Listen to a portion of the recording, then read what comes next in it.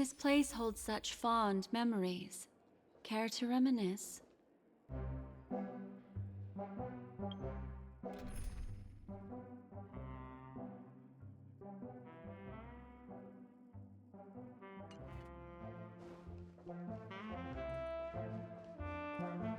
Why isn't there a sugar-faced...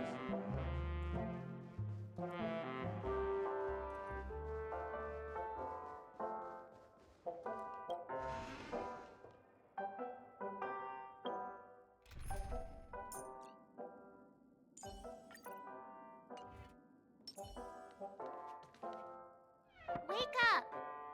Wake up! Hey, wake up! The sun's frying your butt.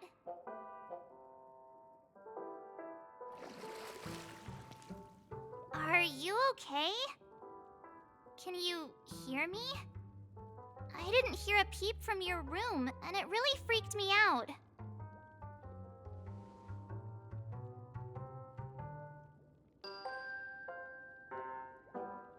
Hey, I was seriously worried when you didn't respond. Thank goodness. The Order's dream is over. Even though it's been a day, I still break into a sweat when I think about it. Our trailblazing expedition almost ended in Penacony. I'm so jealous that you got a good night's sleep. I was traumatized and too scared to even close my eyes. I thought if I fell asleep, I'd never wake up again.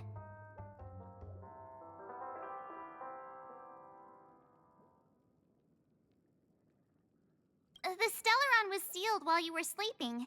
The ordinary people in Penacony have no idea what happened. They just feel like something's missing from their memories.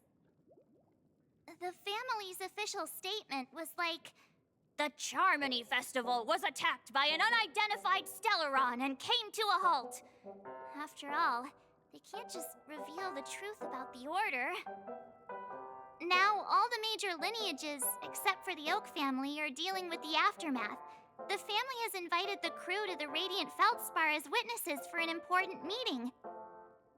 Everyone's waiting for you, so hurry up and pack. We're leaving as soon as you're ready.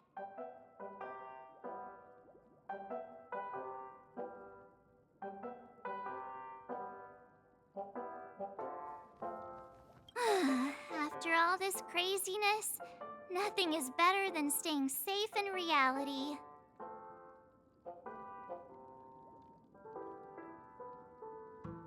It's a massive airship, and it's awesome! I heard it's never shown to the public.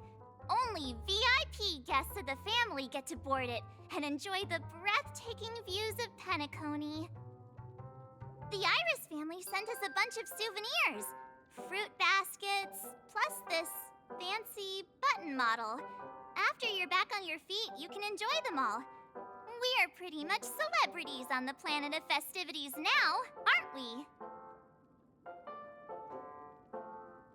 The Stellaron was sealed while you were sleeping.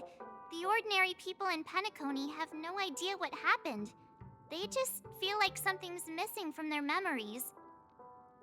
The family's official statement was like, "The Charmony Festival was attacked by an unidentified Stellaron and came to a halt." After all, they can't just reveal the truth about the Order. Now, all the major lineages, except... Why the sudden interest in that? Well, I was dragged into this sweet dream. I felt a cold tentacle diving into my memories, but something else was there. So the tentacle suddenly disappeared. And then I dreamed about stuffing my face with delicious food and going on a shopping spree. Sunday didn't seriously believe that was the life I wanted, right? Breaking free from that cheesy illusion was just a piece of cake. Yeah, let's go. We've got some time before we board the ship, so let's catch up with everyone at Dream Jolt Hostelry.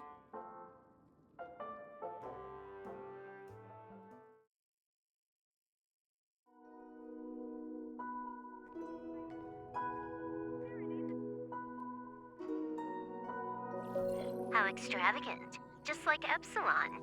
How was it? Did it live up to your dreamscape expectations? You already asked that when we first got here. Yeah, and you said no back then. But after all this madness, I'd say you've grown fond of it. Just a heads up, you're still on the Bloodhound family's wanted list, so keep a low profile. And this time, it's Firefly in the picture, not Sam. That's gotta be a whole new experience for you, right? Indeed. In Kafka's words, that's also a missing part of my life. Still, it'd be quite inconvenient if I can't move freely. Could you help me out, Silverwolf? I knew you'd say that. Don't worry. I've hacked all the systems and left no trace. Don't do anything that may draw attention, and don't talk with guards. They might recognize you. Keep these 2 points in mind, and you can go wherever you want, unbothered. Thank you. No problem, Miss Samuel. I love this fake name. Now that we're done here in Penacony, what will you do in your free time? I hear the Genius Society is here. How about we go stir up some excitement? Well, you know my script isn't over yet. I didn't bring you back to hear an answer like that. Don't worry. The script says that I'll experience 3 deaths, but also receive an unforgettable reward on the planet of festivities. How will I know if I don't try? All possibilities exist until the outcome actually happens, right? You may not realize it, but you have a bad habit. Whenever you seem to be asking a question, you've already made up your mind, and no words will dissuade you. Anyway, Kafka asked me to pass on this message. If you see anything fabulous in Penacony, get one for me too. Just swipe my card, you know the pin. She didn't specify anything, but I guess she means a dress, coat, sunglasses, or something else. You know better about fashion than I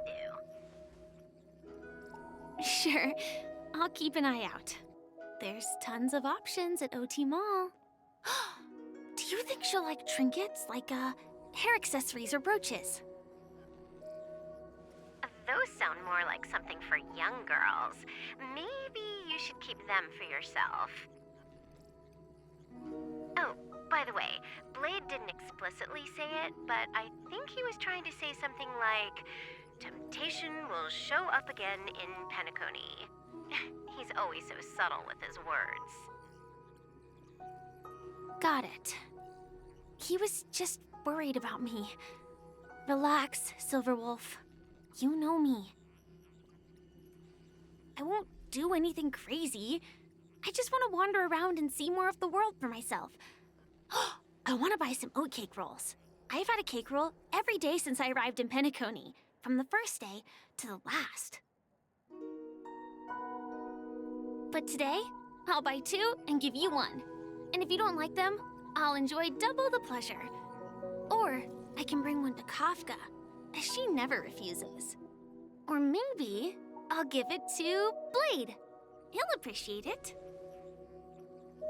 That's not written in the script, right? But as you see, I have added new footnotes to my destiny.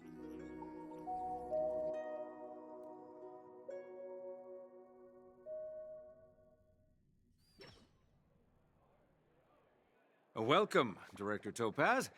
The family ambassadors are still inside making preparations, but the big boss hasn't arrived yet. It'll be a while before the conference starts, I'm afraid. Huh. Quite a spectacle. The family really knows how to make things look impressive. I thought they would choose a more formal and low-key location for the conference. I didn't expect them to go with a luxury airship. About this, Director. I've asked around. This airship, named the Radiant Feldspar, belongs to the Alfalfa family. This conference between the IPC and the family will have a direct impact on Penacony's future. Such an important event should have been held at it. Well, somewhere secretive in the moment of morning dew. The atmosphere here, it doesn't feel serious enough. If I'm right, this conference is probably just a prelude. Whoever organized it wants to assess the IPC stance beforehand. This influential figure either has their own ambitions and wants to reach a preliminary agreement, or they plan to put pressure on us to make us back off. Oh, your mind is always so sharp, Director Topaz. And when the big boss arrives, please remind her to be cautious and watch out for any traps. Thank you for the reminder, but I don't think that will be necessary. When she's at the table, it's the others who need to be cautious. Just tell everyone on our team to stay focused on their tasks and not worry about the negotiations. Oh, got it. I'll do it right away. Oh, and one more thing. Don't call Miss Jade Big Boss in front of her, or there will be serious consequences. I mean, really serious. Got it. Thank you for the reminder, Director.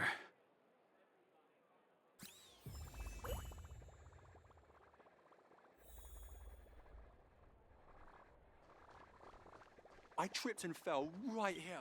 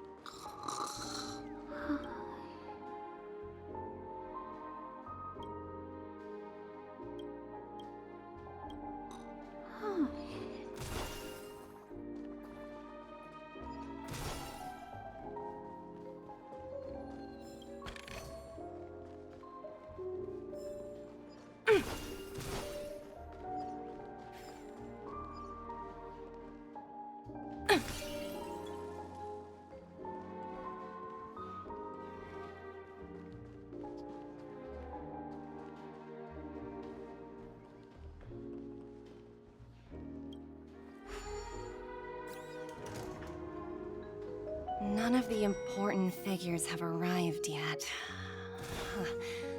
Looks like the conference won't be starting for a while. Such a bustling place. I think I'll take a little walk around. Aw, are you hungry, Numby?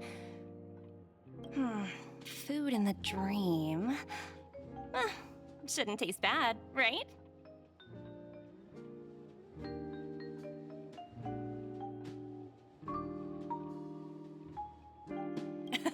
Numby, catch!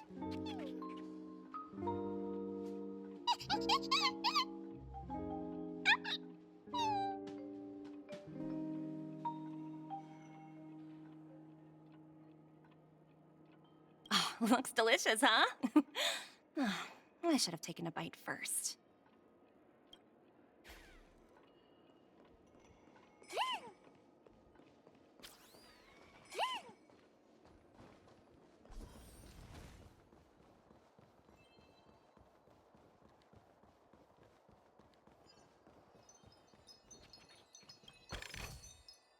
Ooh, free stuff.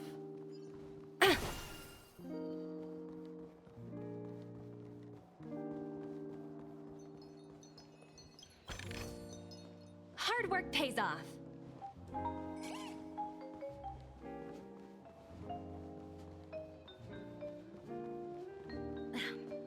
Watch yourselves in front of the IPC. Don't you dare. Oh, free stuff.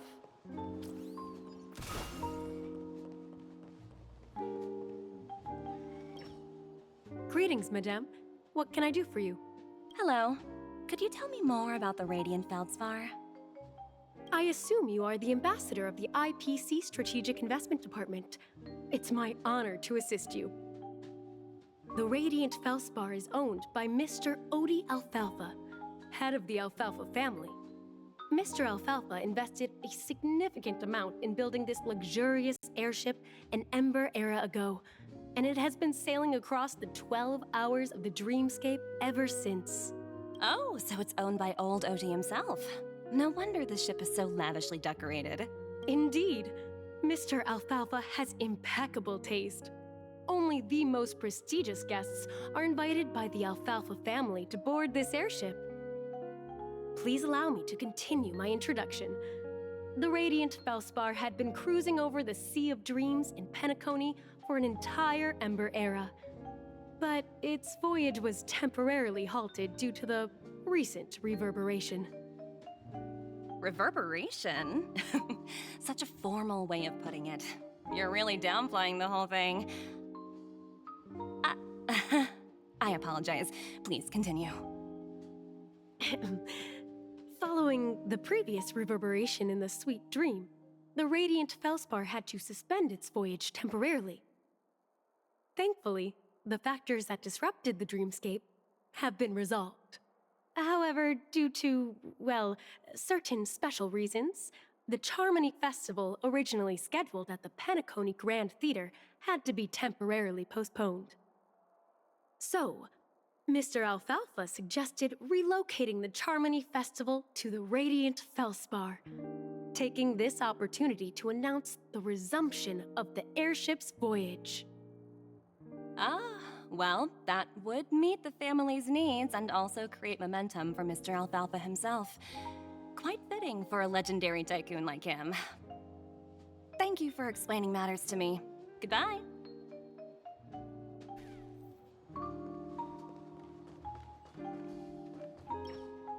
So many buttons. How many centuries would it take to press them all? Huh. Didn't expect those pooches to actually recycle them all. Huh? What are these?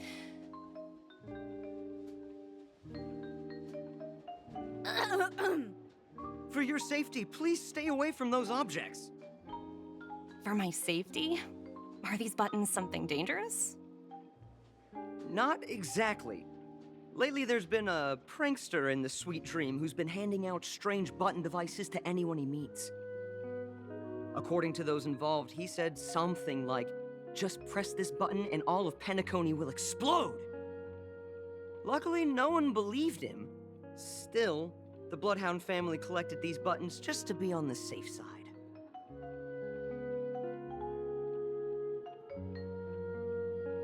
What will happen if you press it? Hasn't anyone actually tried? Well, perhaps you don't know much about Penacony? All the guests here have one thing in common. They're terrified of death.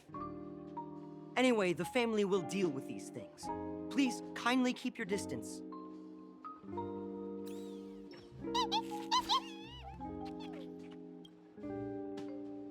Hello?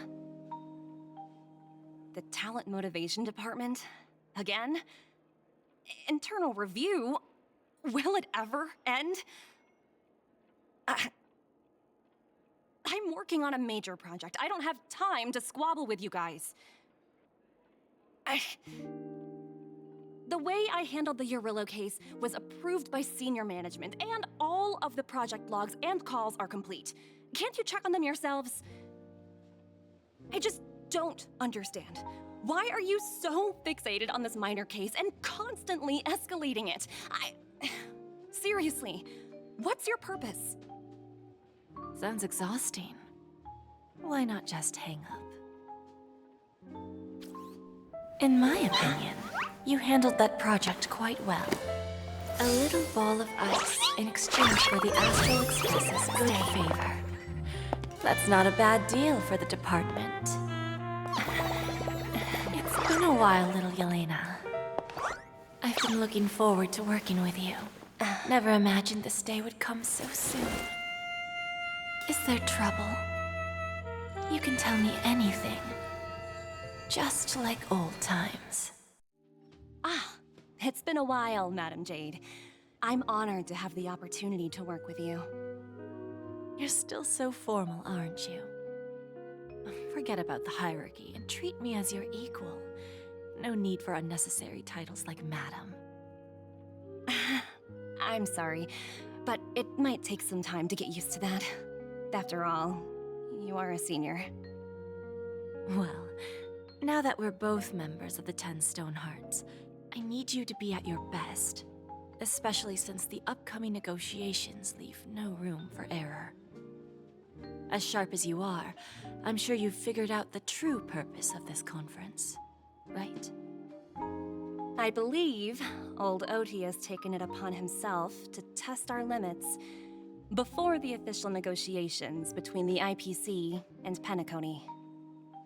That's true, and it works in our favor. Do you know why? If we can reach some sort of agreement with old Oti beforehand, and gauge our opponent's boundaries, our future negotiations will go much more smoothly. That's the obvious benefit. Exactly. And the hidden benefit is that as the head of the Alfalfa family, his actions suggest that the 5 lineages might not be as united as the Odes of Harmony would suggest. As long as the influence of Harmony hasn't completely permeated their core, personal desires will always have their way. Thankfully, influential figures in Penacony haven't entirely suppressed their own desires. It's similar to the power struggles within the IPC. The supposed all-for-one philosophy shared by the 5 lineages. It's just a slogan now that the Dream Master has gone. After the downfall of the Oak family, old Oti's faction became the dominant force in Penacony. Even if we consider only the succession order, he's the longest serving and most senior among all the family heads. Yes, that's exactly why we need to handle the conference following an agreed-upon strategy. It's like playing a game of chess, where every move needs to be carefully thought out. Absolutely. The 3 steps of negotiation. Listen, test, and strike. That's what you taught me. Pretty clear. Although, you seem to have changed the order in the Yarilo case. That was based on my personal experience.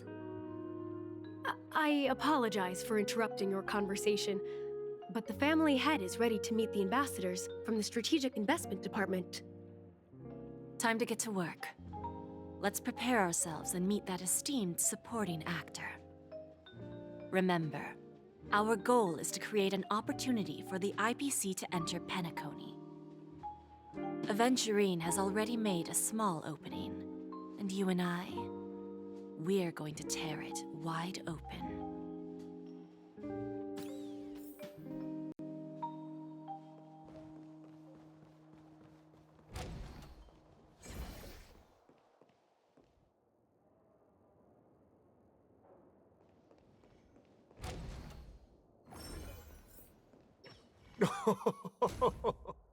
Welcome aboard my ship, the Radiant Feldspar. Smart and charming ladies. Please, have a seat. Let's have a pleasant conversation.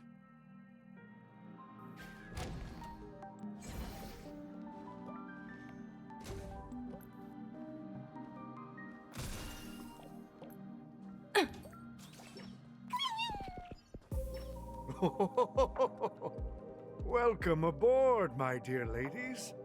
Forgive me for any lack of attentiveness that might have led to a lengthy wait outside. No problem at all, Mr. Alfalfa. It's my honor to meet you in person. You may not be aware, but the book Odi Alfalfa, the biography, is a must-read for all Strategic Investment Department employees.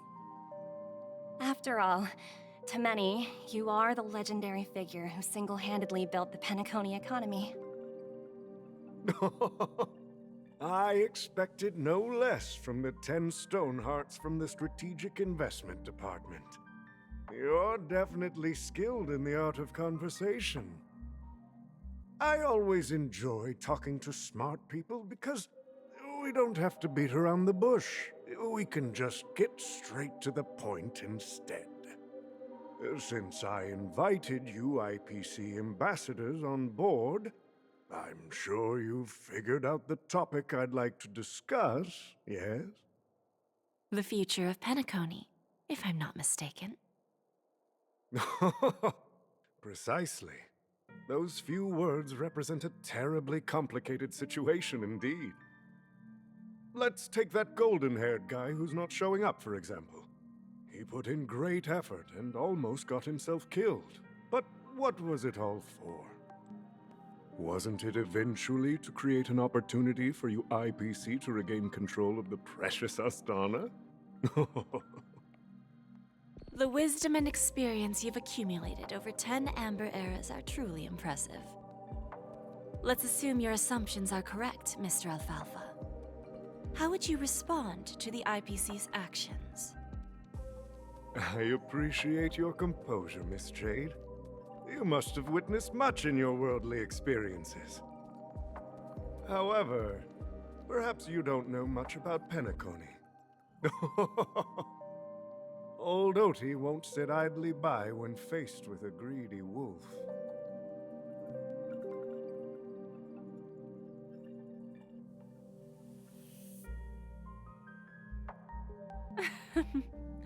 Please, go ahead. I'm all ears. Then I'll be straightforward. I requested this meeting before the official conference to dissuade the Strategic Investment Department from trying to lay a finger on Penacony. If you back off now, you can make a smooth exit and prevent the IPC from losing face during more important negotiations. One of our P-45 executives was attacked and nearly killed in the dreamscape. The IPC can't simply ignore this incident. Moreover, considering the turbulence during the Charmony Festival, Penacony's credibility has taken a hit in the public's eyes. Despite your determined attitude, the issues plaguing Penacony are real, are they not? You used the term real, Miss Topaz, but let's not forget that this is the realm of dreams. If you want to succeed here, you need ambition and unconventional thinking. Curious about how I plan to respond to the IPC? Well, I don't mind sharing. My actions will help Penacony take a significant step forward by self-listing and going public. Going public?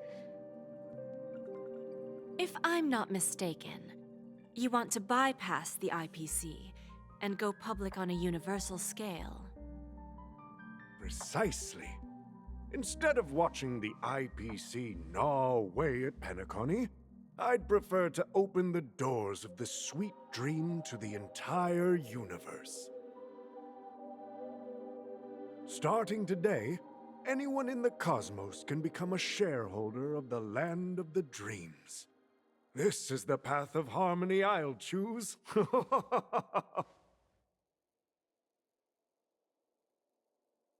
This reform should have been implemented earlier, but unfortunately, the Oak family were a bunch of blockheads blinded by order. Their level of intellectual flexibility doesn't even come close to an old fellow like me. Thanks to the little reverberation earlier, the biggest obstacle between me and my reforms has been eliminated. The Alfalfa family will publicize the financial results of Sweet Dream Paradise, so that the entire universe can see that despite the catastrophe, Penacony still holds immense potential and opportunities, and that the family remains confident in its future.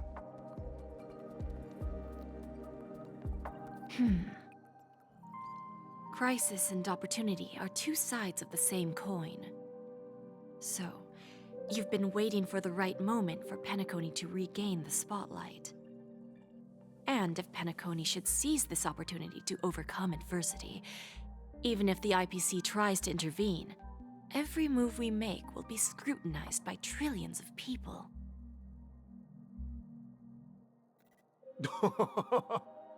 Now I'm convinced that you've indeed familiarized yourself with my biography, Miss Jade. So, about your next move. Please, consider it carefully. Indeed. We need some time to digest such a wealth of information. I suggest we conclude the first half of our conference, Mr. Alfalfa. Please allow Topaz and me to confer privately for a few moments, and to respond on behalf of the IPC later. Of course. Take your time, dear ladies.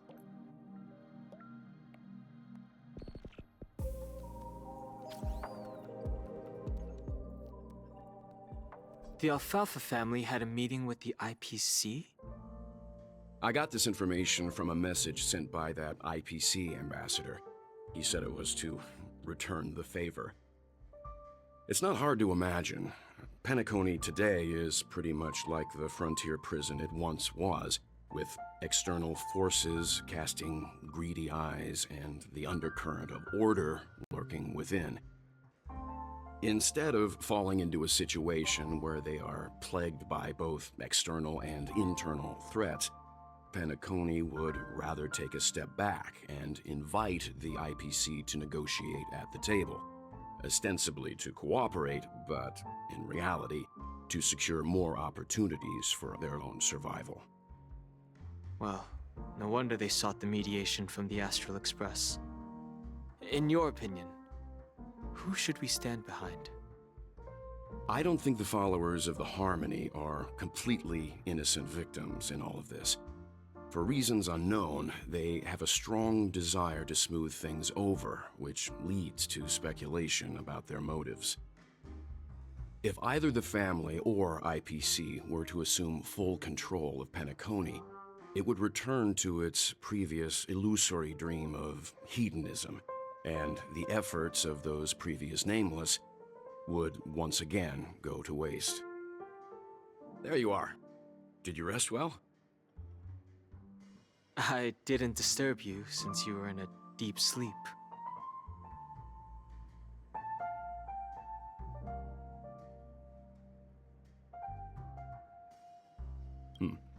After Enna's dream was shattered, the family branch from the Montour system soon arrived and swiftly took control of the situation.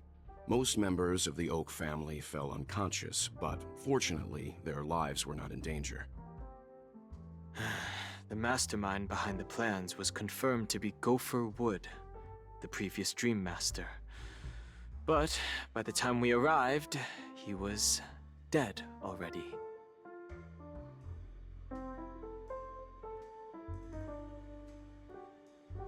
He'll face a trial. As for further details, the family would rather not disclose them. Ultimately, the public perceived the incident as an attack by evil forces targeting the Charmony Festival. They believe the family failed to safeguard the Sweet Dream, significantly eroding their credibility in the process. While quite different from the truth, this appears to be the outcome with the least impact. After all, you don't know who's awake and who's pretending to be asleep. Well, they'll open their eyes in the face of danger. Once the danger subsides, they'll embrace the sweet dream again. Here's a toast, with 3 glasses of Glory of the Trailblaze to all of you. What are you talking about? This is my lounge. It's good to see you all again, although we might be saying goodbye again after this reunion. When will the Astral Express leave Penacony? We'll stay a bit longer, but not too long. So, this is our final meeting then? If this is a farewell, then it seems to be missing something. Music? Atmosphere? Maybe a special drink to honor those who are not here. Let's see. The mixed drink should be solemn, dignified, and unique, as we'll use it to pay respect to those fallen heroes. To the nameless, resting in peace, and to Gallagher.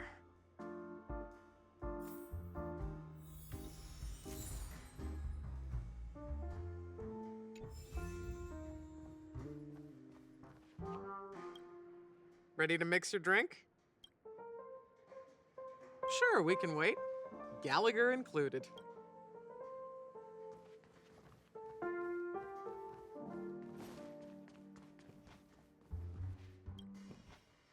Guess what? Something weird just happened when I was on my way over here. Someone gave me a strange gift. So I unwrapped it and found out it was a button with a message on the back. Just press this button and all of Penacony will explode. That sounds terrifying.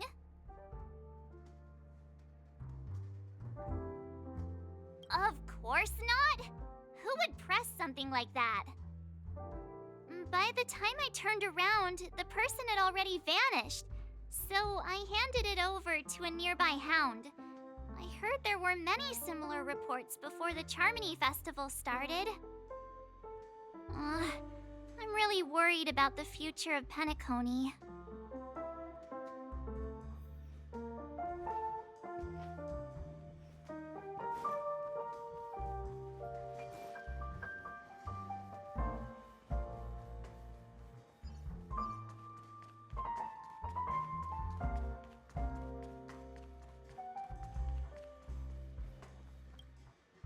It's rare for all passengers to leave the Express together during a trailblazing expedition. But for Penacony, it seems most appropriate. Given the conductor's presence, there's no need to worry about it. However, it's crucial that we soon return to inform Pom Pom about, the Nameless. In my dream, the Express stopped at many places, and passengers came and went. However, the five of us were always present, and the journey seemed never ending. Perhaps this could be a deep-seated desire inside me, and upon realizing this, I knew it wasn't real.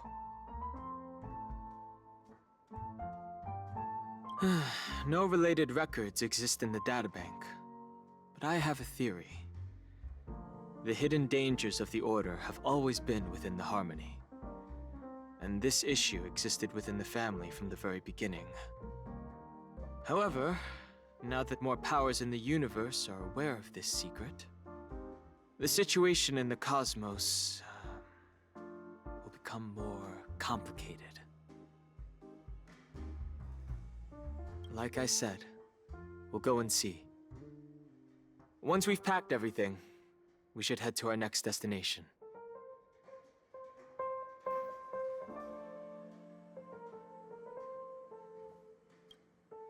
This trailblazing expedition has been thrilling and memorable. Hopefully we've all gained insights about ideals, paranoia, clarity, and dreams from the experiences we've had. One bird longs for the earth, and the other longs for the sky. Even if Robin had to stop her brother with her own hands, she won't give up on him. However, facing punishment from the Harmony is inevitable. He will face a trial. As for further details, the family would rather not disclose them. Since the family took up residence in Penacony, the Order has been hiding in plain sight under the guise of the Oak family, using the Stellaron's power to strengthen their hold on the Sweet Dream, which eventually resulted in disaster. That's the claim the family makes. Whether they were truly unaware of all this is a delicate matter. Since the family took up residence, that's the claim of the family. Venturine's efforts finally earned the IPC a seat at the table. As a result, a more senior representative arrived in Penacony and initiated negotiations with the family. As far as the Astral Express is concerned, the IPC will make for an invaluable ally during the negotiations to prevent Penacony returning to its former ways. Well, it was somewhat surprising. In that dream, I returned to my homeworld and reunited with my long-lost friends. And for some reason, Acheron resurfaced in my mind. When I realized that her conclusion was not preserved in memories, I became aware of the bitter truth. The conclusion of a journey can often be sorrowful. All we can do is to try to make sure it ends on a happy note.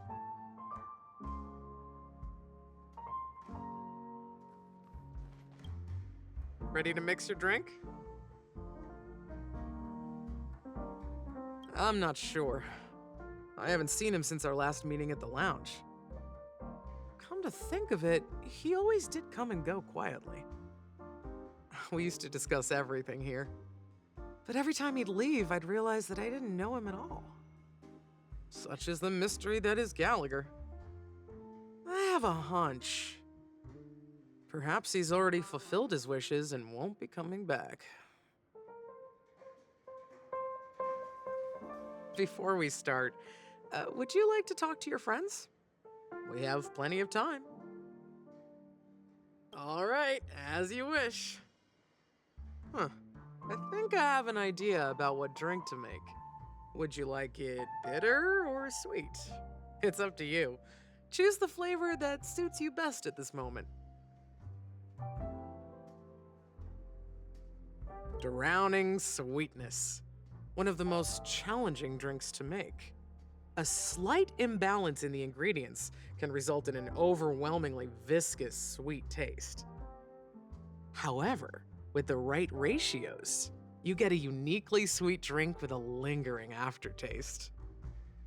Not a bad choice. Let's start mixing.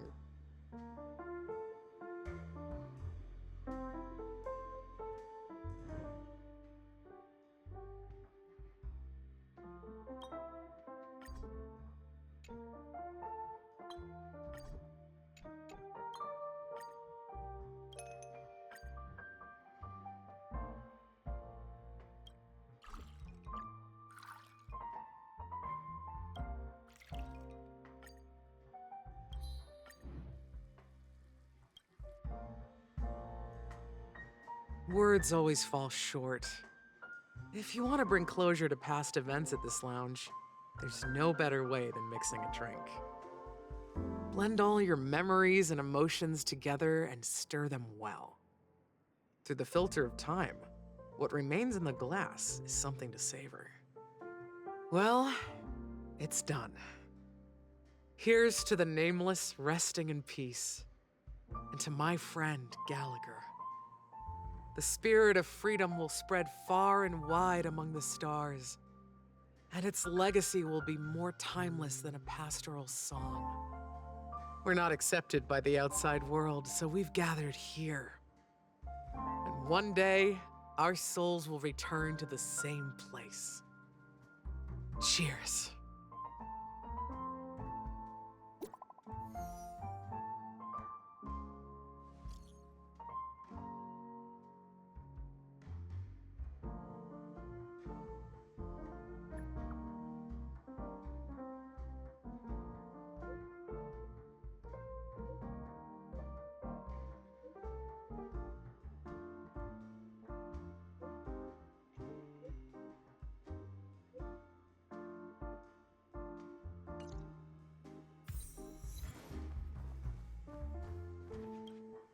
Oh, are you leaving? Oh, then take this with you. I've mixed more of this last special drink for you. The past shouldn't be forgotten. So I hope it brings back the flavors of Penacony. Thank you. I'm sure it'll leave a lasting impression. If you happen to run into Gallagher, make sure he has a sip too. I know his tastes, and he'll be thrilled. Alright, enough with the heavy stuff. You guys have important things to take care of, so let's not dwell on things. Whether it's the Astral Express or Penacony, there's still a long journey ahead. So let's lift our spirits, guys, and embark towards our tomorrows.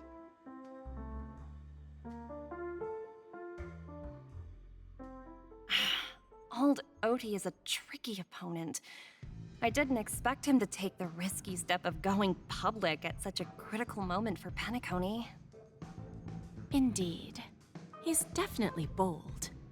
It's that kind of boldness that made him the Odie Alfalfa he is today. Still, the outcome is uncertain. Shouting loud doesn't necessarily carry any weight. What about the phone call I asked you to make, Topaz? Ah, they agreed. But it'll take some time before they arrive. Just as it should be. The sweet dew should be served after the bitter poison. Looks like we'll be skipping the exchanging apples step this time around. Now that we're dealing with a greedy merchant, a simple apple wouldn't make a difference. Well, I guess I included myself in that remark too. Now I'm a bit curious, Topaz. Do you think Penacony is a quality asset? Yes. Despite its recent calamity, Penacony remains a top quality asset within the cosmos, with good credit, lucrative potential, and promising prospects. Well, that's obvious, but what I truly wanted to know is, this project is obviously too bland for your taste, isn't it? That's true. I wouldn't be here if it weren't for Venturine. But despite that, you trust him. You even entrusted him with a cornerstone. Something as precious as life itself, to finish this gamble. Are you not in the same boat, Miss Jade? Without us playing along, your Jade Stone wouldn't have made it across the border so easily, allowing you to see all desires that flow through dreams to gain a bargaining chip in negotiations. That's why I'm willing to stake my Topaz Stone to cover for you. It's like one big, elaborate game of chess. Once that kid sets his mind to something, nothing can stop him. Not even fate. Well, at least he's still alive, and that's the best outcome. Looks like we've strayed off topic, Miss Jade. Should we discuss our next steps? No need. I'll go it alone. Meanwhile, you can go greet our honored guest and wait for my message. Okay. Is that Robin? Huh. She's also here on the Radiant Feldspar.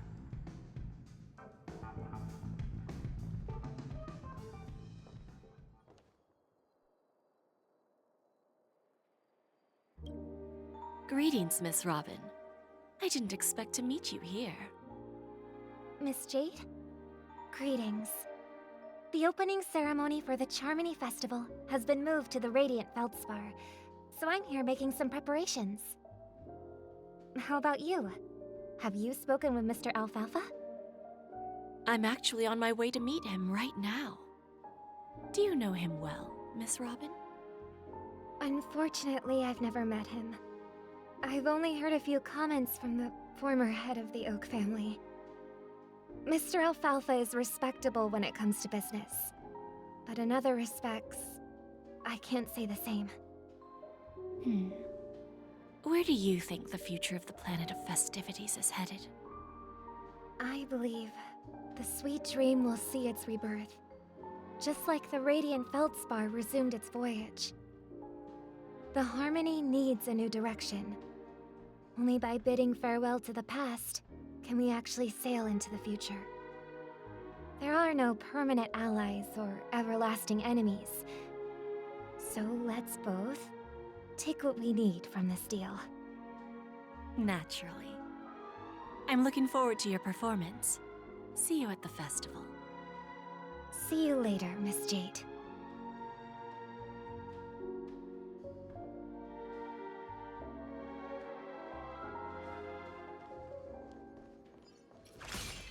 Ta! There's a good child. Do as you're told. There's a good child. Do as you're told.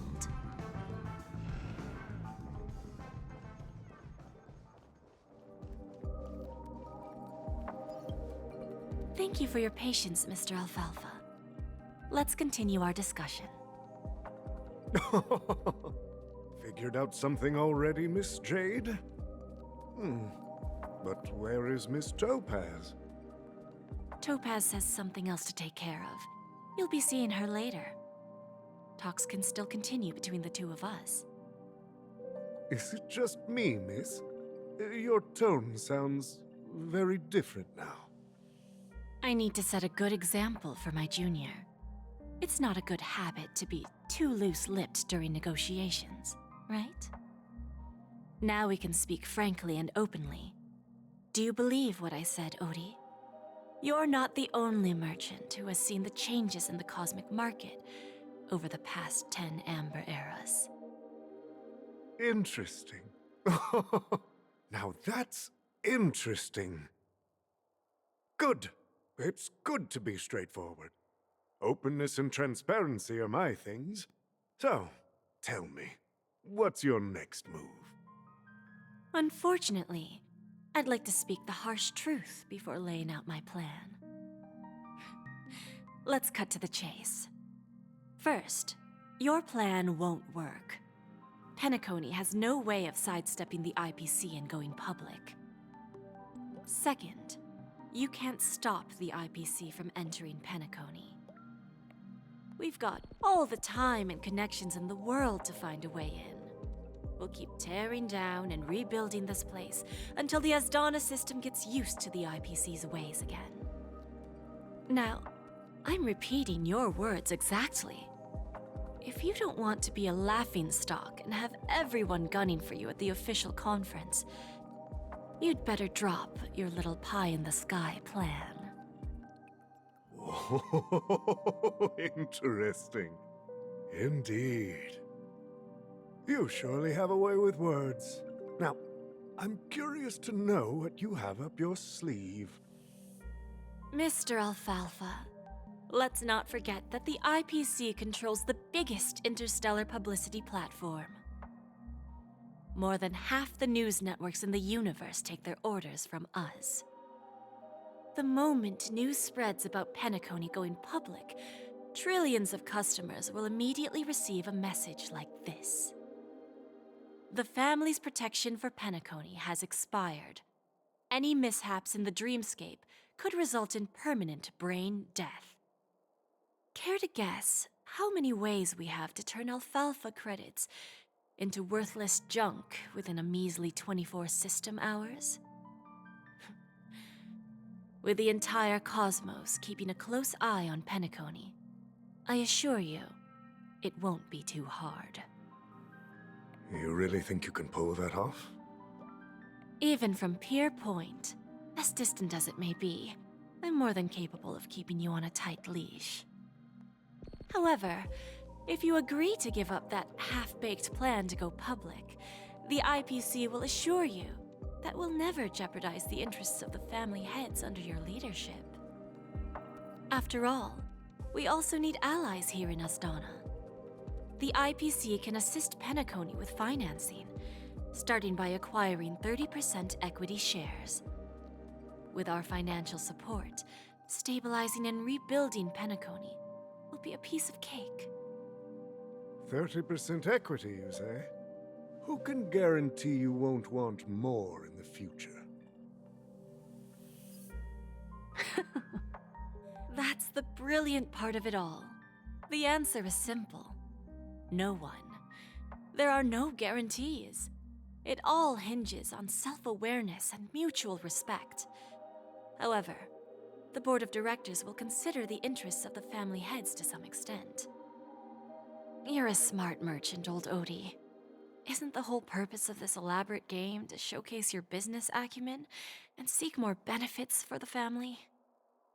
It benefits us if we both take a step back. And if that's not enough for you, I'm pretty sure that another goal of making Penacony go public is to expand the influence of the Planet of Festivities and attract more customers. I understand your concern, and I have a solution for that, too. Fine. Now I see your sincerity. As the head of the Alfalfa family, I don't think I have any reason to refuse your offer. However, as their chosen one, I still need one final answer. Go ahead. I'm listening. When I was a child, I heard the adults recite the tale of the ancient Amber Era, about the ascension of Xipe, the Harmony, and the downfall of Enna, the Order. The Order and the Preservation used to be close in ancient times. So, why does the IPC, as a follower of the Amber Lord, seek collaboration with the family instead of aligning with the Order? The answer is simpler than you think. It's all about credits. Everyone's favorite thing and the universally recognized currency among the stars. The IPC has the power to perpetually ensure their value. With each new world integrated into the credit system, the IPC adds another building block to its cause.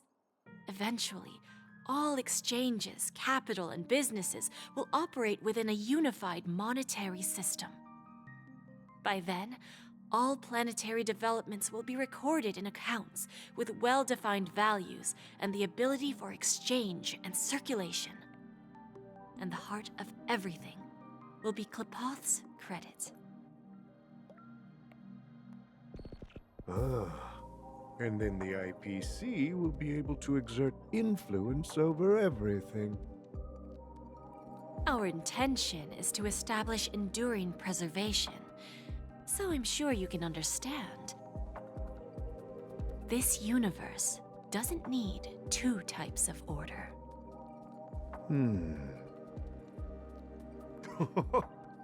Well said. Now you've convinced me. All right. Tell me your solution. Let's see if we're thinking the same thing. Then let's continue our conversation. Please, Topaz, invite Sweet Dew to join us at the table.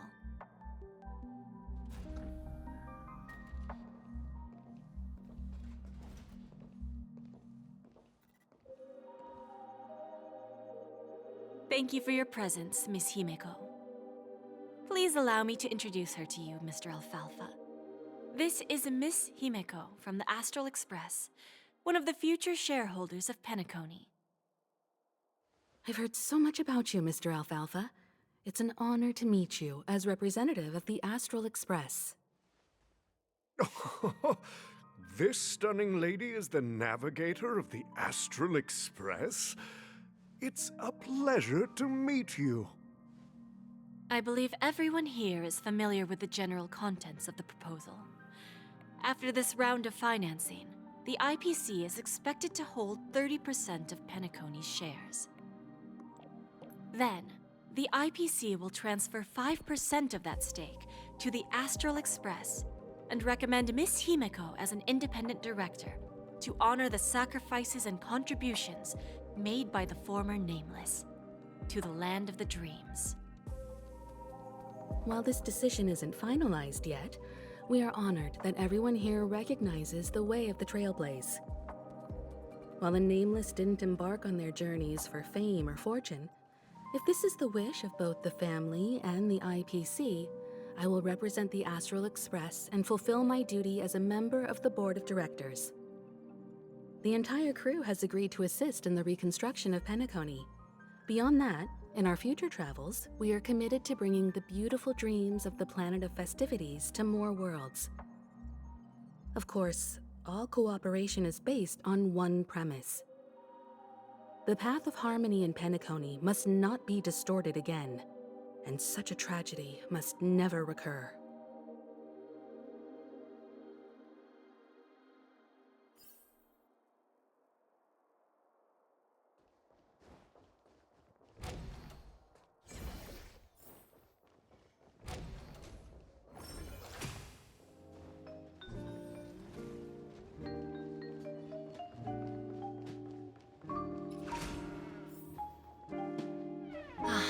Old OT is in agreement, so the issue is settled, I presume.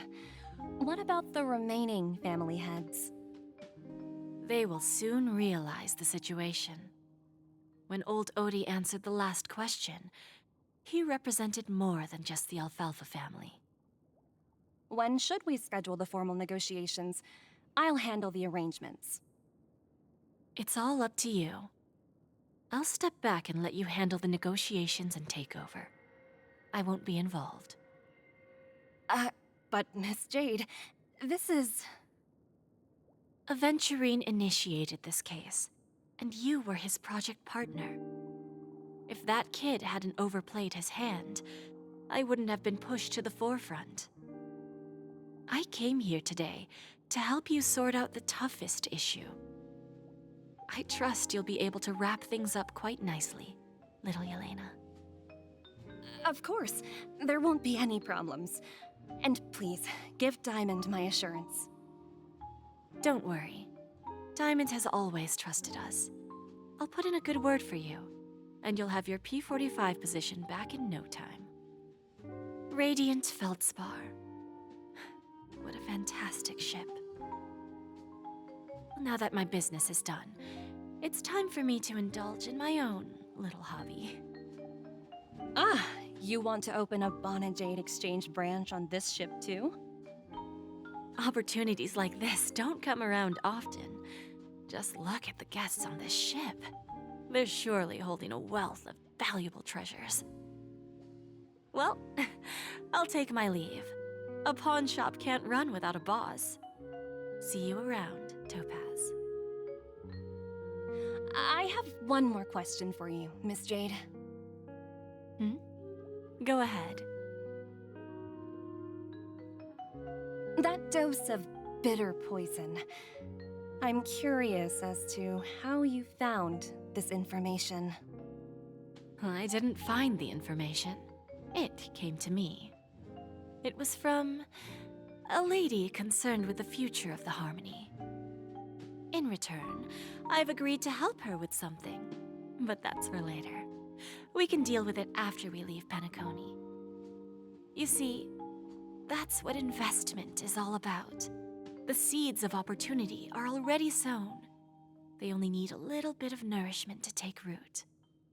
And then after, all we need to do is wait patiently. Like right now, for example. It's just about time my final guest boarded the ship.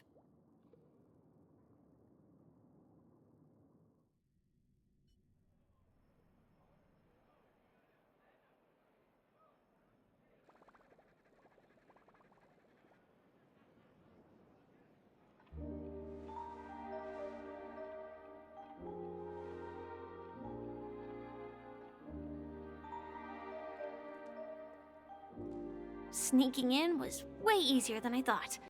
The family's security is as lax as ever. So, this is the Radiant Feldspar. So luxurious. A pawn shop that grants wishes.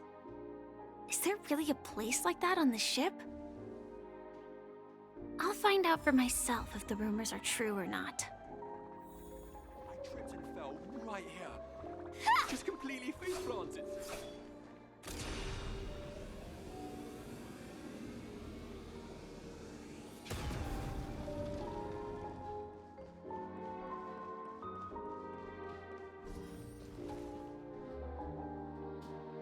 Is that him? vanished in the blink of an eye. So the By the way, there's one more thing. Mr. Alfalfa and I discussed it.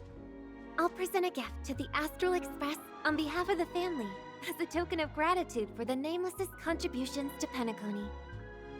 Please help me with the necessary arrangements. Right away, Miss Robin. Can I ask you something? Oh, greetings, miss. Is there anything I can help you with? Do you know how to get to the pawn shop? Pawn shop? Ah, you must be talking about Lady Bonajade's place, right? I heard she offers, special services there. I've marked the pawn shop's location on your device. Please feel free to check it out. Lady Bonajade. I think I've heard that name somewhere before. Was it from Silverwolf? Come to think of it, she disappeared after mentioning that she was going to meet with the Genius Society. Huh. I wonder how things turned out for her.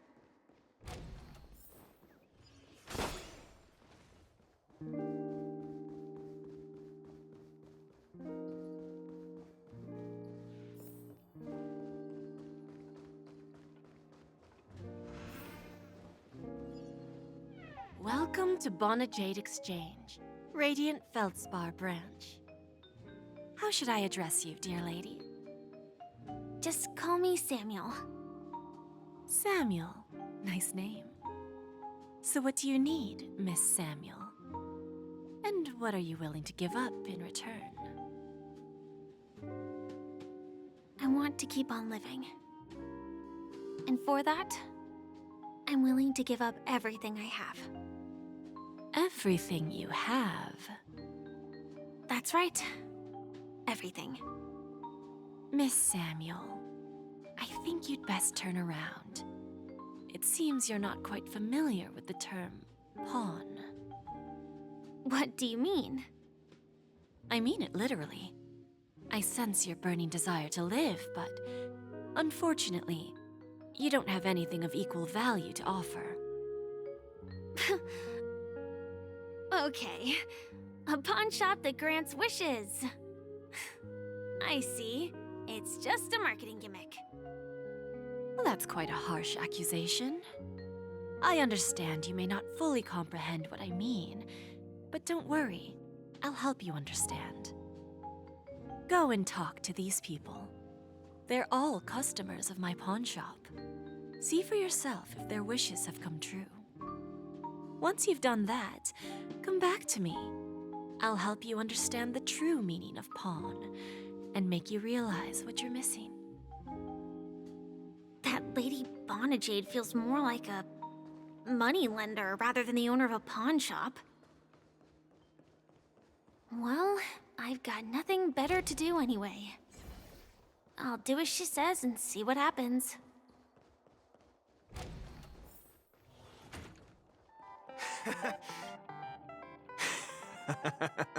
You stupid little girl. Coming back to lose more money, huh? Enough talk. Let's get started. This will be our final game. I'm betting my entire fortune. Oh, a big talker, huh? All right, let's see what you've got.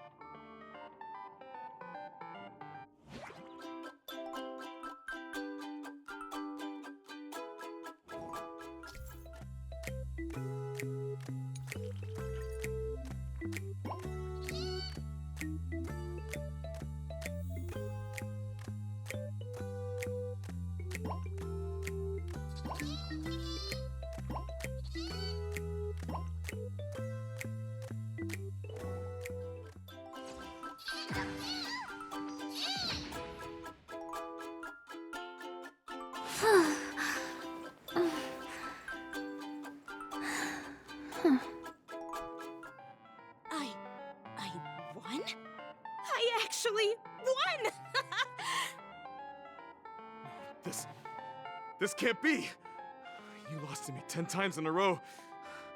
How could I possibly lose to you at such a crucial moment? It's true! Lady Bonajade has truly blessed me! Finally, my luck has turned for the better. Great new era for Stacy. The Master Gambler has arrived!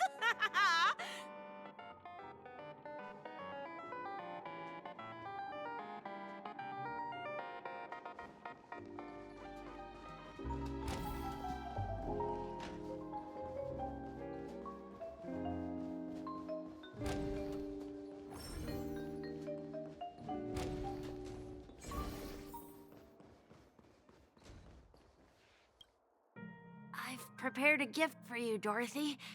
Check this out. Whoa! What a beautiful necklace! Is it made of cymophane? It's stunning. How did you know I love jewelry made of cymophane? It has the same purple hue as the necklace my dad gave my mom. I've never told anyone about it. How did you find out, Del?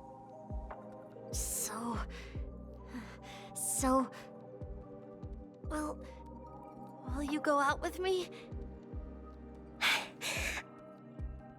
I will. Really? I mean, really? I never said yes before because I thought you had no idea what I liked. But this gift made me realize you were actually paying attention all along, trying to learn everything about me. So yes, I will. Wonderful! My wish has actually come true! So, shall we go, Dorothy? Let's go outside and enjoy the stunning views of the 12 hours. Yeah, let's go.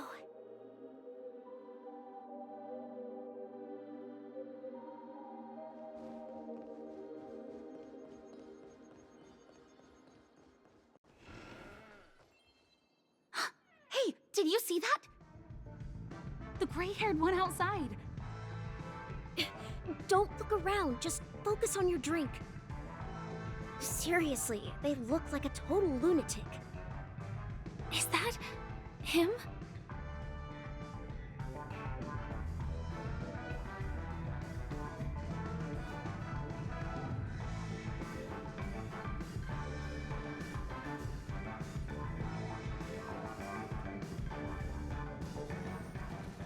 Chirp, chirp. Origami bird. Hey, little birdie. Come on. Oh, calm down already. Everyone's staring at you. No, it's not the best time to do that. Sorry. I'll catch up with you later.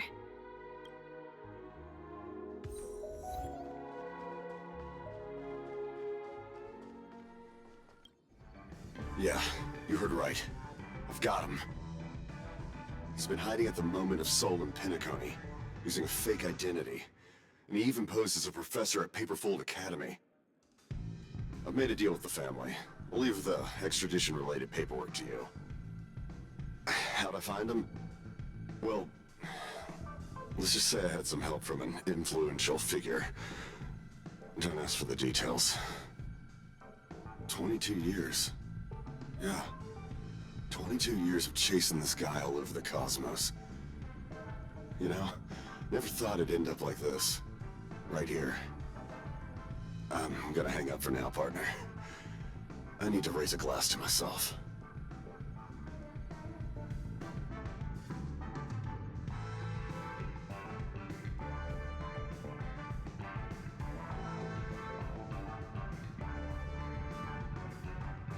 All of their wishes actually did come true. But I just don't understand. How did she do it? And what does pawn really mean? I should go back and ask.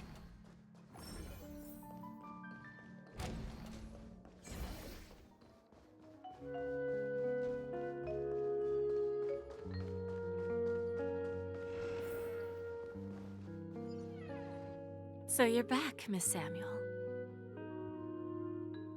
Yeah. I found those people. And it seems their wishes did come true after visiting the Bonajade Exchange. But I'm not sure what you want me to see. They all seem to be living fulfilled lives. Not so fast. This step was just to show you that the Bonajade Exchange is genuine. That I had the power to grant their wishes. And now, I'll tell you the price they paid. Dell was from a wealthy family. He was head over heels for Dorothy and wanted to win her heart. So he made a deal with me. He put up his entire fortune in exchange for a gift that would impress Dorothy. It was a piece of cake for me, thanks to my IPC connections. However, Dell will soon find himself evicted from the dreamscape because he can't afford his room. Whether he can bounce back from poverty, well, that depends on him. Let's just hope that necklace will keep their relationship from crumbling. Then there's Stacy, a lady with a gambling addiction. She wanted some serious luck, but she had nothing to offer, so I took something else instead. I took away all her close relationships. From the moment she stepped out of the Bonajade Exchange, every casino in the cosmos would remember her name. But her parents and siblings would sever ties with her, and it would be impossible for Stacy to make any real friends again. She will accrue a vast wealth due to her good luck, but she'll never be able to use it for the people who truly matter to her. As for Detective Walker, he spent 2 decades chasing down a wanted criminal for some heinous crime. But he never caught the guy. In his desperation, he came to me. He offered his own memory system as collateral. In due time, his memories as a detective will be erased, and he will completely forget his own identity and all the sacrifices he has made. Interesting, don't you think? I fulfill people's desires and grant them favors, and soon they come back to me with even greater desires. When people see others' desires get fulfilled, they develop their own desires. It seems like an endless cycle, but it does have a goal. In the end, I will get what I desire from this whirlpool. And patience happens to be one of my greatest strengths. So now, do you understand what you must give up, Miss Samuel? Or should I address you as AR-26710, a remnant of Glamoth's Iron Cavalry? I'm not surprised. You are much calmer than I expected. Entropy loss syndrome. Truly an unjust misfortune, isn't it? The higher-ups in Glamoth implemented such a failsafe within the genes of their warriors, just to make sure the Republic's most powerful weapons wouldn't fall into the wrong hands. As for the price, those Iron Cavalries weren't exactly seen as regular, independent humans, so there wasn't really a price to be paid. However, you are different. You're now a Stellaron hunter, a living being named Firefly. Naturally, you want to continue your existence, but with the firmament front gone, the people who know the secret and can cure the disease are nowhere to be found. Are you suggesting that the IPC has a remedy? Well, there might be a silver lining. That's all I can say for now. I see. It's no wonder you said I can't provide anything of equal value. Because nothing I own holds any meaning. So, you're going to ask me to personally restrain my partners to ensure my own survival? Unfortunately, that's not quite the case. Partners. A nice way to put it. Now I'm even more curious about the Stellaron Hunters. Each of you has your own identity and a special bond with each other. It's strong and intimate, and yet it allows for independence. Just as the 10 Stonehearts follow Diamond, you follow your own leader. I wonder what they are like, and if all Stellaron hunters are like you. Traveling on the path of finality, but struggling against your destiny. Attempting to move in the opposite direction. I really hope that one day, all of you will come and visit my pawn shop. I'll be waiting patiently for that day. Can I see this as an invitation? From Diamond to the Stellaron hunters while keeping the IPC in the dark? Consider it more of a personal offer from myself. It doesn't represent the IPC or the Strategic Investment Department. The Stellaron hunters have interacted with the IPC, but not the 10 Stonehearts. Our paths have never crossed. As for your offer, I can pass it along to my partners. But I have a question. You know who I am. And you must know that my partner is keeping an eye on this room. If she wanted to, she could let the entirety of Pierpoint know about it within a few mere seconds. What drives you to take such a risk and extend this invitation on behalf of Diamond, even if it could lead to your downfall? Simply put, you and I are the same.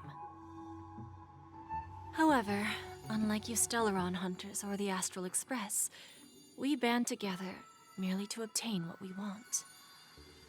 Each of us has our own past and destined ends, and on this journey, we have been invited by Diamond to join him. This journey could be either brief or long, as each of us carries a void in our hearts that can only be filled from the outside.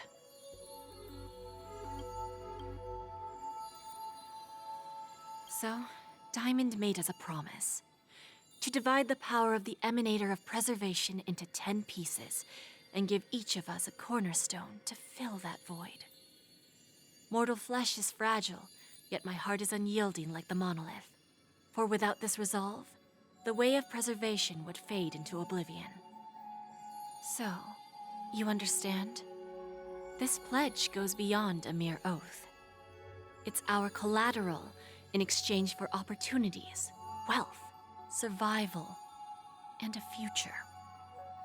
And whatever we gain from it will fortify the Stonehearts in return, allowing us to achieve the great cause of the preservation when the war among the eons eventually comes.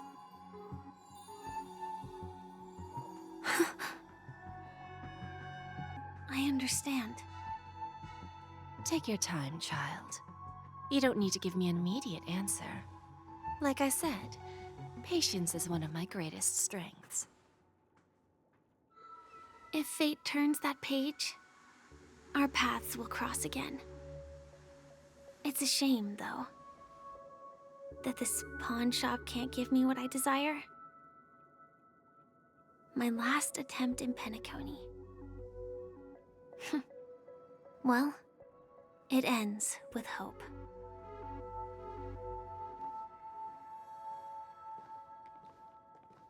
Lady Bonajade, I've come to deliver the collaterals promised.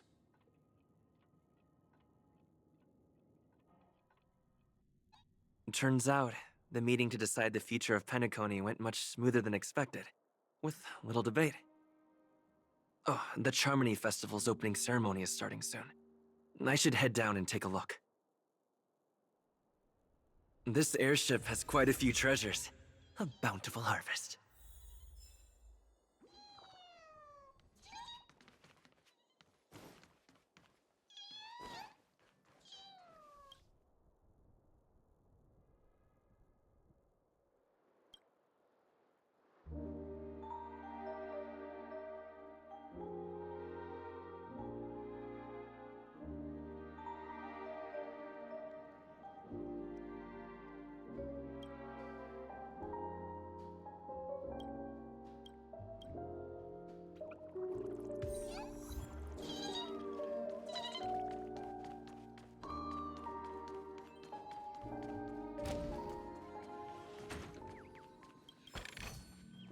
Is that all?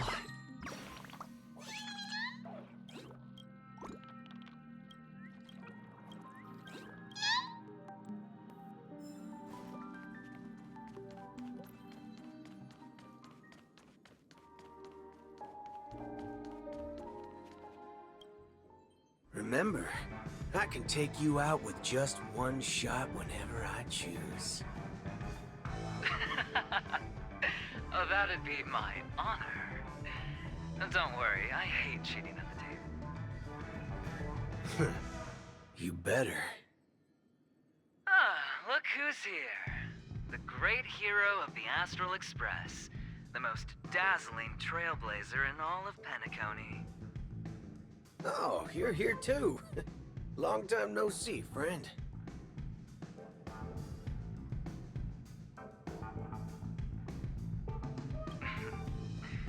Merely a greeting of platitudes. As long as you and I have an understanding. Let's set aside those under-the-table dealings for now, partner. Don't want to spoil the festive mood of the Charmony Festival. I agree. Now let's congratulate Mr. Trailblazer. I hear the family intends to thank the crew at the Charmony Festival. It's a real pity I can't personally be there to witness this.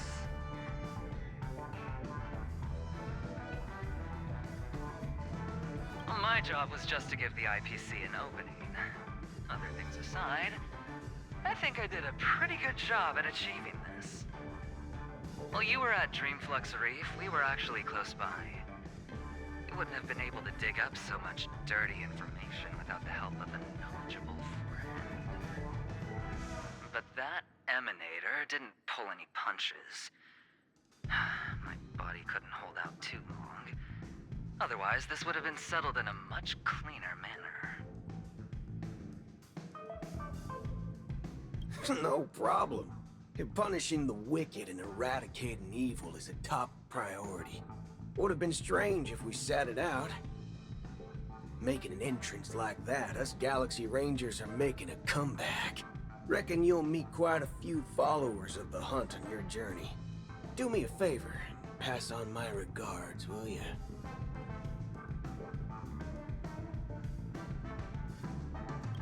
Forget it.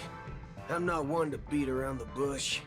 I've got a score to settle with a high-ranking executive fella named Oswaldo Schneider. This flamboyant fella here can help me find him. The feud between the Marketing Development Department and the Strategic Investment Department is well known across the cosmos. But what I didn't expect was the involvement of the Galaxy Rangers in this feud. Looks like things are about to get spicy.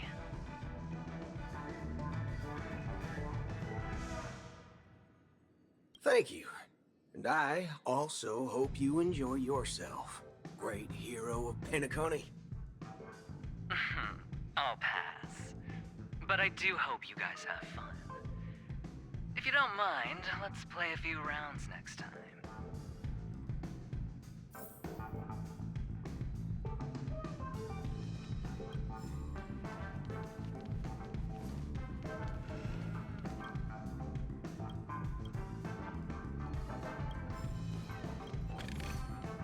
Looks good.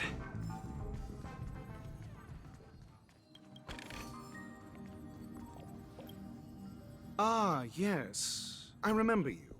Your performance at Herta's space station was adequate, I suppose.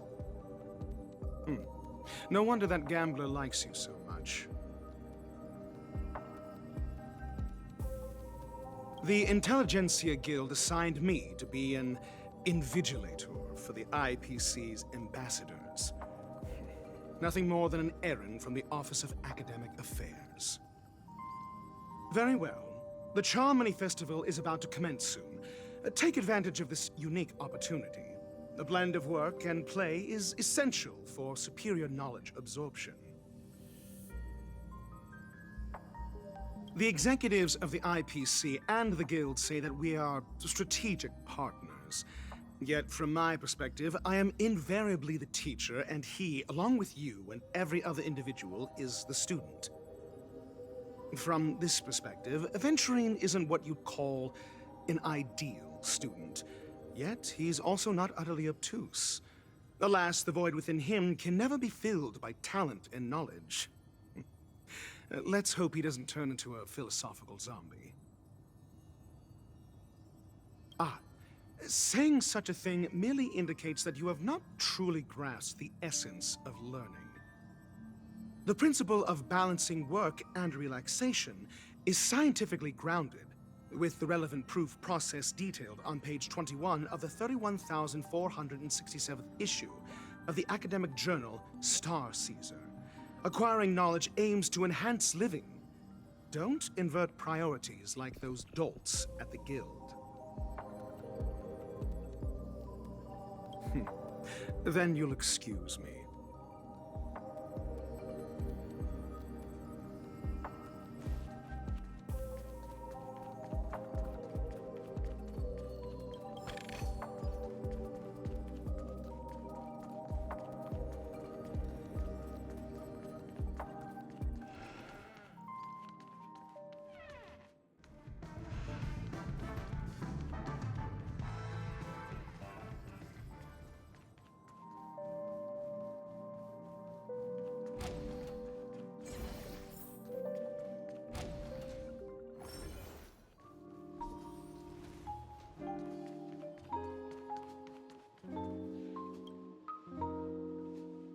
Well, if it isn't my old friend.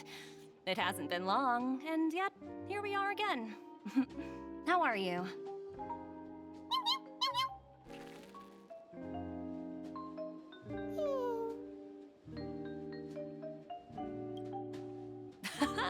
That's what I thought. I heard you guys pulled off a big stunt, cutting down the Oak family in one fell swoop. Such a pity I couldn't be there, or else I would have lent a helping hand. Look how bustling this ship is. Not bad. Someday when I'm less tied up, I plan to host a grand party on my eco-ship, and you'll all be on the guest list.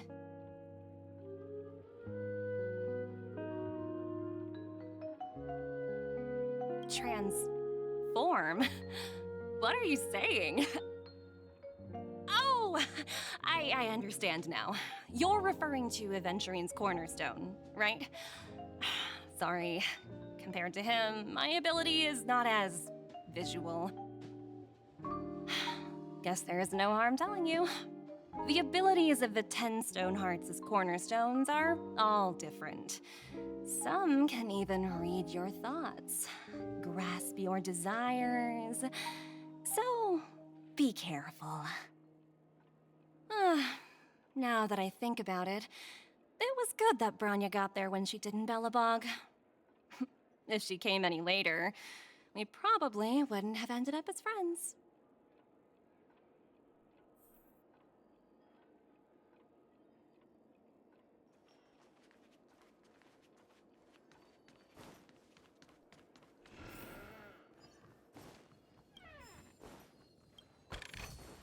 Is that all? Hey there, lively guy. Welcome to the Bonnet Jade Exchange. What should I call you? What a unique name. So, mister, what do you wish for? And what are you willing to sacrifice for it?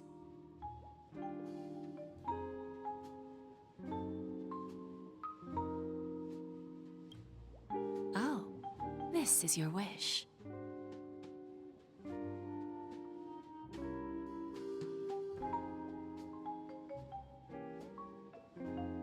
Sounds simple enough. Very pragmatic. Then, let's discuss the cost.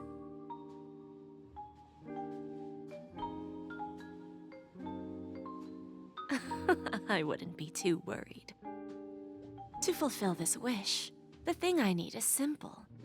The tail of an animal. Well, it's a two-legged animal with black fur, a round head, and long ears. It's omnivorous and is prone to mood swings. Most importantly, It has mastered the human language and can communicate. Bring its tail to me as collateral, and your dreams will come true.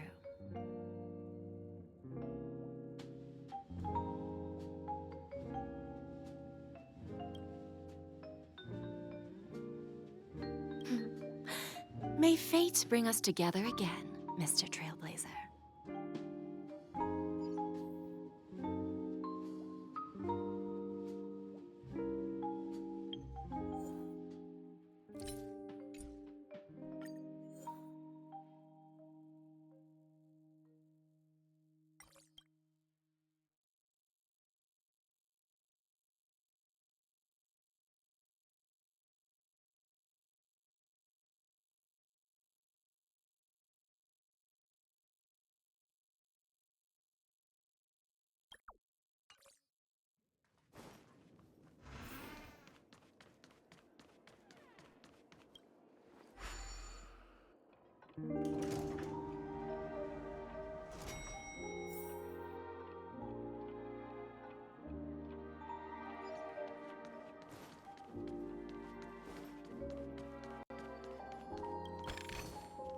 Looks good.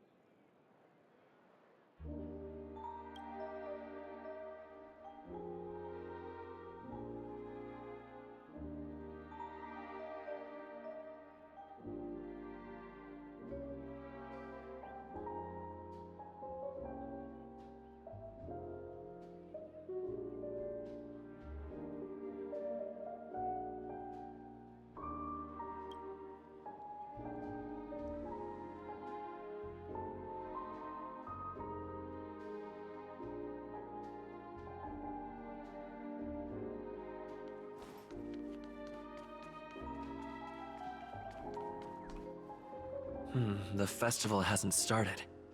Let's take a quick break. Hi, we meet again. Who's that? It's really you! I knew I didn't get the wrong person.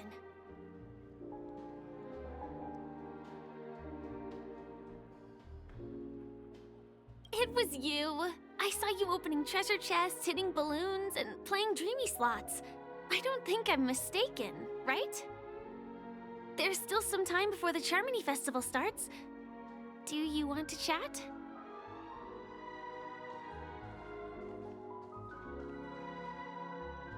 2 murder cases, a showdown with the IPC's ambassadors, the legacy of the Nameless, and a remnant of the Order who wishes to replace an Eon-created paradise with a dream. You guys even ended up shattering the dream. It's truly been quite a vacation. It's a good thing that you guys managed to overcome all those difficult problems. Congratulations! After the Charmony Festival's opening, will you guys be leaving again?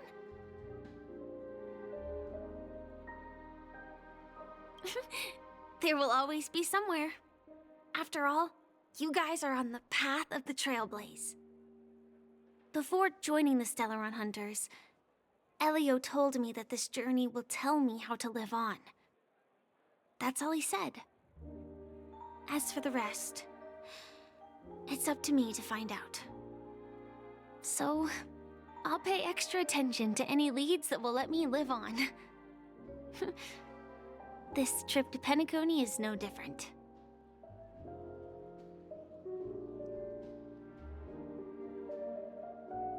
Yes, sadly I was looking in the wrong place. But I did reap some rewards. Do you know Miss Jade from the IPC's Strategic Investment Department? Bonajade Exchange belongs to her. She told me her price, but...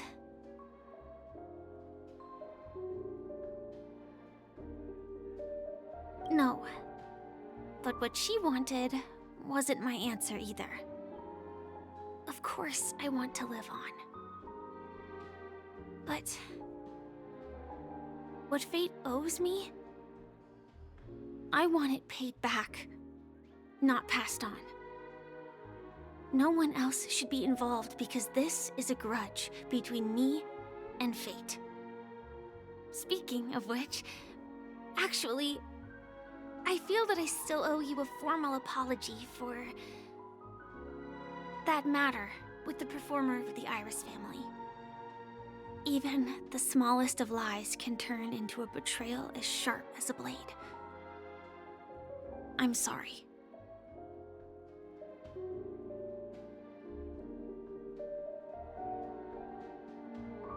Yes, and for that, I'm sorry. To me, hiding is much easier than being honest. Yet, I still want to try expressing my emotions as any ordinary person would. It's that girl! Get moving! Arrest that criminal before the Charmony Festival's opening ceremony starts! I can't believe they've chased me this far. Looks like we have to say our goodbyes. Don't worry about me, just go and enjoy the ceremony. The script hasn't reached its end yet. We will meet again.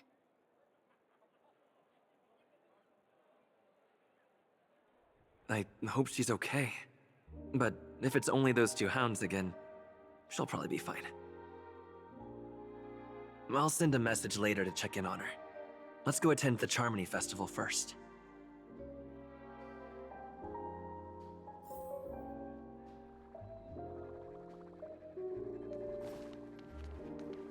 Let's take a seat here. Everything is settled. Forget it. I've done enough walking around already. Let's take a seat and rest for a while.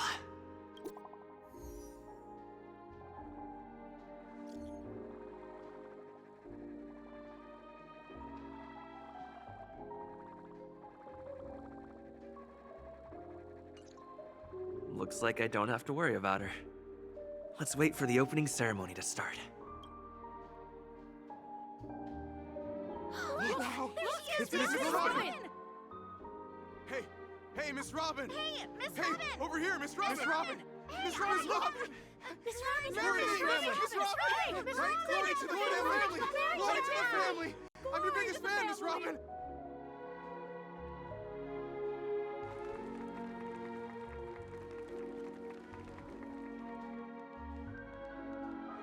Distinguished guests, fellow family members, ladies, gentlemen, and friends from all over the cosmos. It's a pleasure to join you all in celebrating the grandest ceremony of the Amber Era, the Charmony Festival. Firstly, on behalf of the Penacony family's 5 major lineages,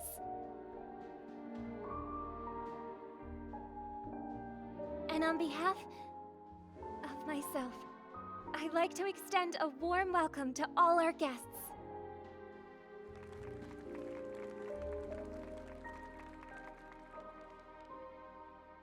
As you all may have noticed, this year's Charmony Festival is far from regular. Thanks to the efforts of everyone, this celebration is unprecedented in scale, with factions from across the cosmos in attendance. Not only that, the customary opening ceremony held at the Penacony Grand Theater has now moved to the Radiant Feldspar, the very airship you all stand upon. We invite you to express your warmest applause and deepest appreciation for OT Alfalfa, head of the Alfalfa family, for his selfless devotion to the Harmony's cause.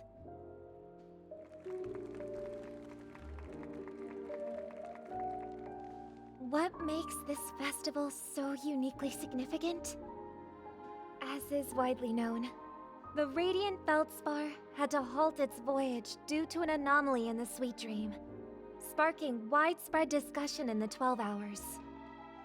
Thanks to the hard work of Penacony's internal and external factions, we've finally gotten the dreamscape back on track, just in time for the Charmony Festival. And as they say, good things come in pairs. The Charmony Festival not only celebrates this achievement, but also marks the relaunch of the Radiant Feldspar. And finally, the last reason. Does everyone remember the Watchmaker? In truth, the family has poured their efforts into this festival just to commemorate this legendary luminary. The father of Penacony, Mikhail Chard Legwork, one of the legendary Nameless who laid the foundations of Penacony. In the most bewildering times of the planet of festivities, it was he who descended from the sky with his companions, who taught us through trailblazing where freedom lies. It was also they who led the vanguard in the pioneering of the dreamscape, in exchange for what is now known as the Paradise of Harmony. It can be said that Penacony's splendid success today is deeply rooted in the trailblazing ethos the Watchmaker planted within us. Only by honoring this trailblazing spirit can we fulfill our mission and spread harmony to a broader audience. Aw, that's so nice of her. She's talking about us.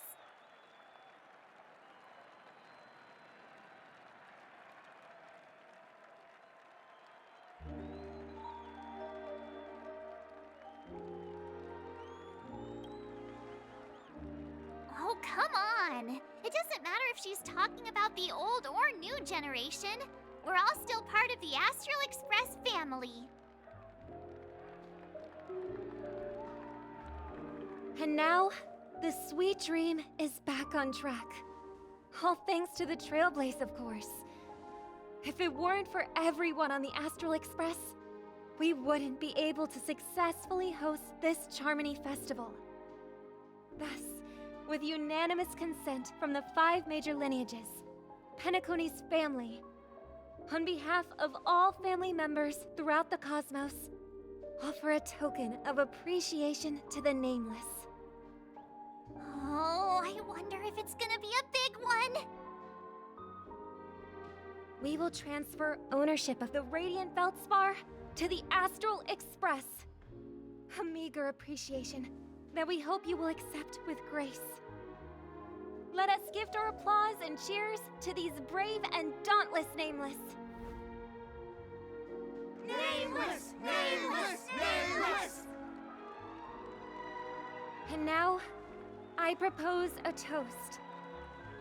To harmony, to the Trailblaze, to the future of Penacony and the universe, and to the generous Alfalfa family head, Mr. OT Alfalfa. Cheers! Cheers!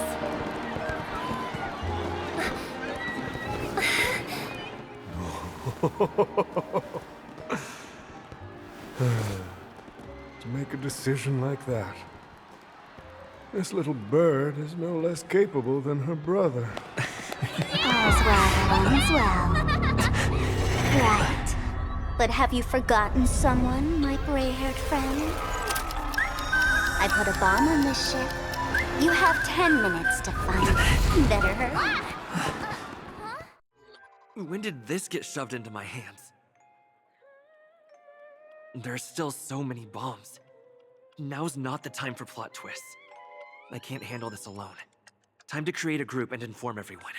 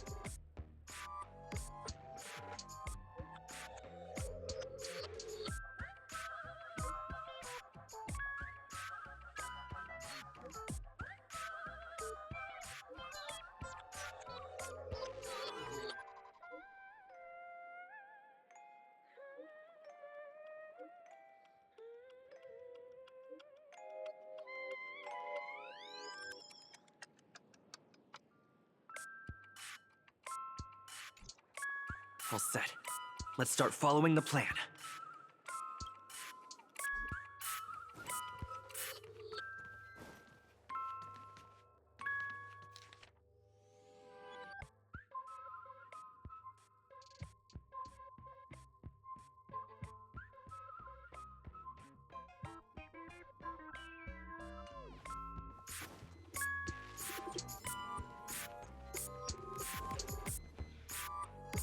You finally arrived!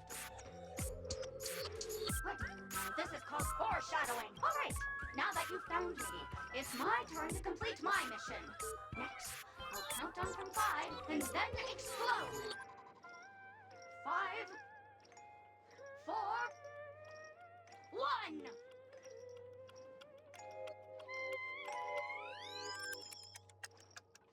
Is it really that important? I'm not even a real bomb. Was it surprising, shocking, horrifying? No? Really? Fine. That's too bad then. You really ought to learn how to win a girl over.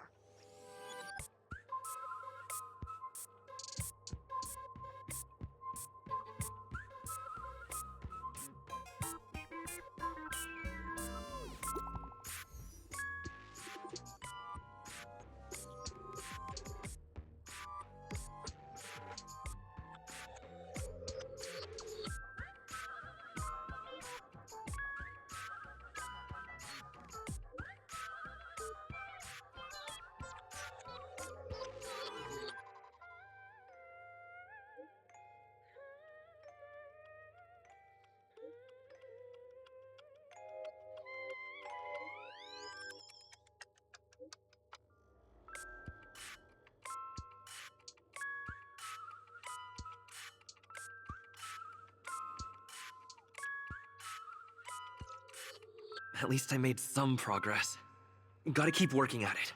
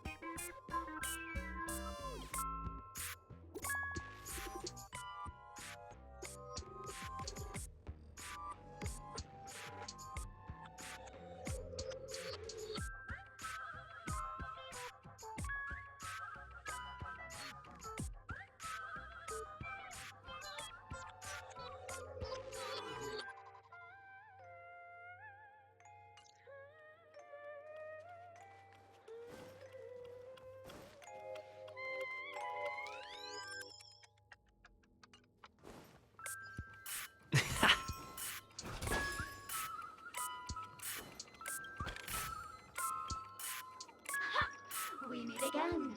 I am Penacony's famed detective. Got yourself into a pickle? I'm more than happy to help.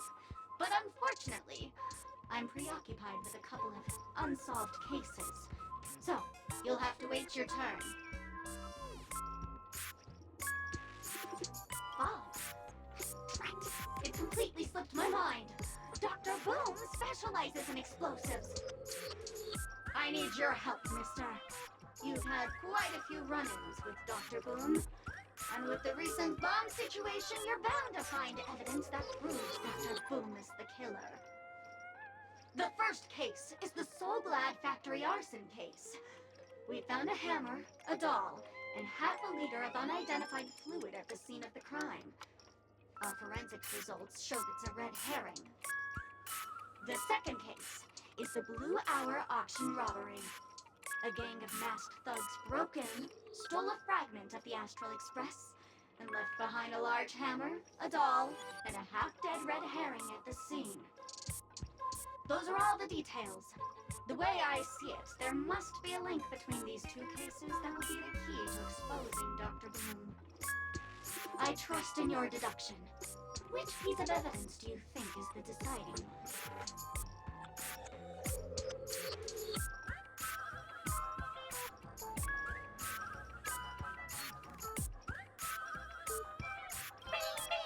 Correct answer!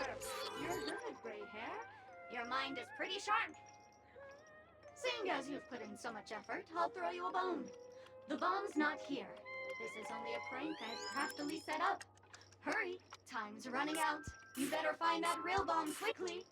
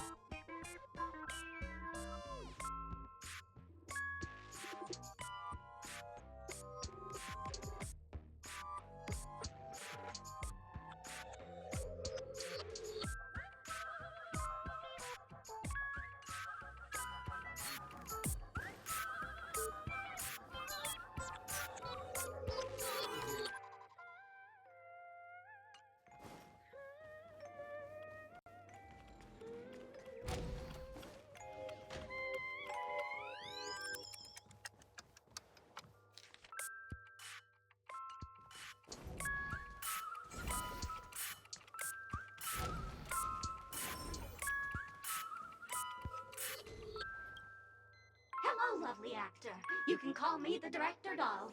I often use this name in film credits. If you didn't know, I'm the one who directed the entire farce in Penacony. As the leading man of the show, what did you think? Feel free to share your thoughts. Well, actually, due to the current plot requirements, you're only allowed to say one line. So please try and resist the urge to share your thoughts.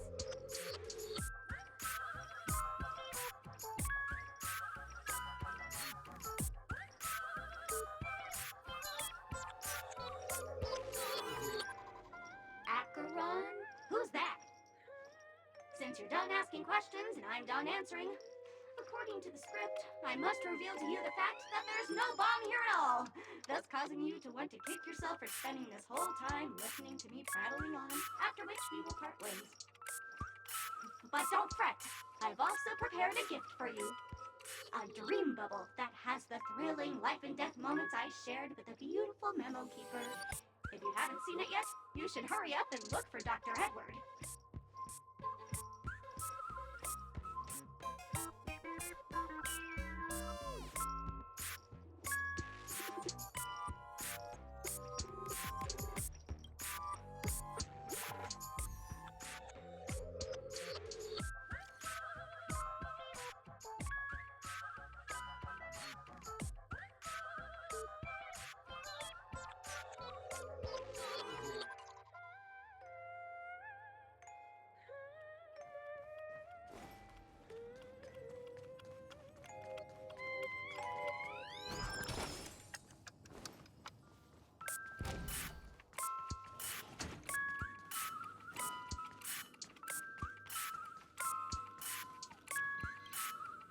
Hello, I'm a bomb. There's still some time before I explode, so you can take a look around first.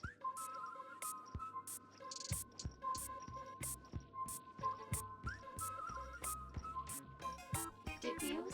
No problem. Executing self-diffusing program. This won't take long. Now playing Never Give Up, Never Surrender by the trending superstar Ast Rickley from the Epsilon 12 system. Oh, hang on. Penacony's family have not purchased the rights to this song. We can't play it here. How about this? I'll recite it for you. Next up, please enjoy a recital of Never Give Up, Never Surrender. Oh, aha! If you ask me how I feel about you, don't tell me that you pretend not to see. They will never give you up, never make you sad. They will never give you up, never make you cry. They will never say goodbye to you, never tell lies to hurt you. Praise, aha!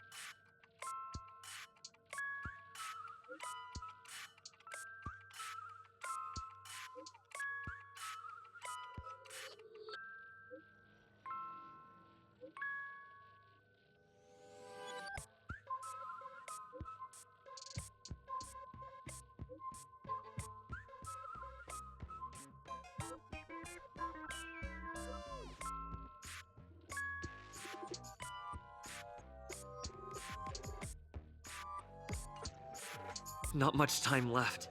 I hope I make it.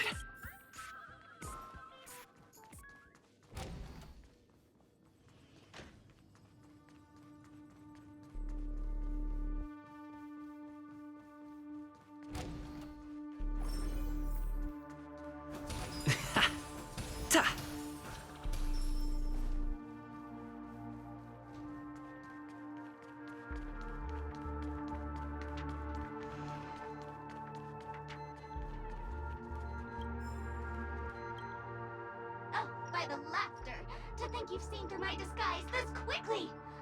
Honestly, my dear Mr. Gray Hair, you're just like the ferocious pangolin in Madame Susan's bedroom.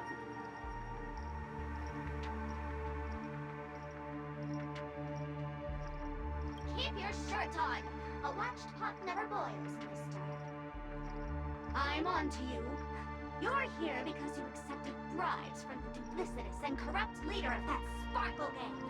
The scoundrel who wants to become mayor of Sparkle City. Blazin' Bro! This evil city has fallen into depravity. As the sheriff doll, I cannot idly stand by and do nothing. And now, only this imaginary neutron bomb can completely cleanse Sparkle City of your ilk. If you wish to defeat me, you'll have to face off against the Great Sparkle's dogs. They're my fiercely loyal companions, and you'll never defeat them.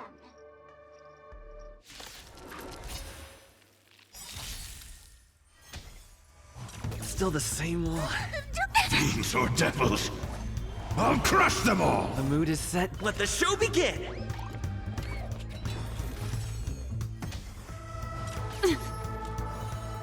Ill tidings manifest. Let's improvise. I'm gonna hold everyone back again! Get them!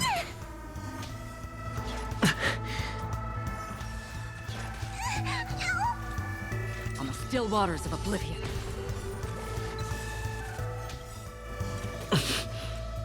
I weep for the departed. It too shall fall.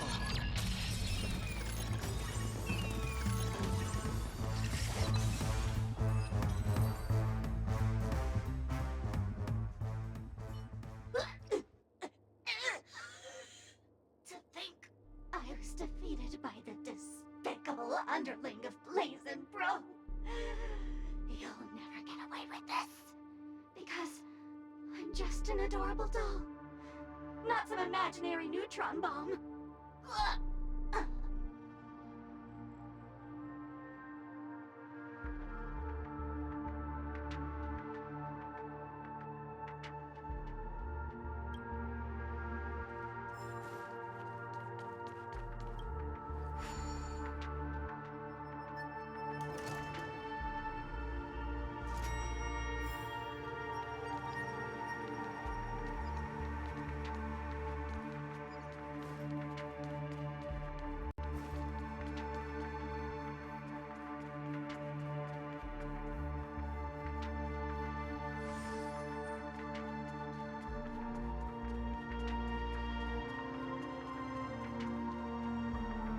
Is that... Firefly? 28 minutes, 46 seconds. 28 minutes, 45 seconds. You're here!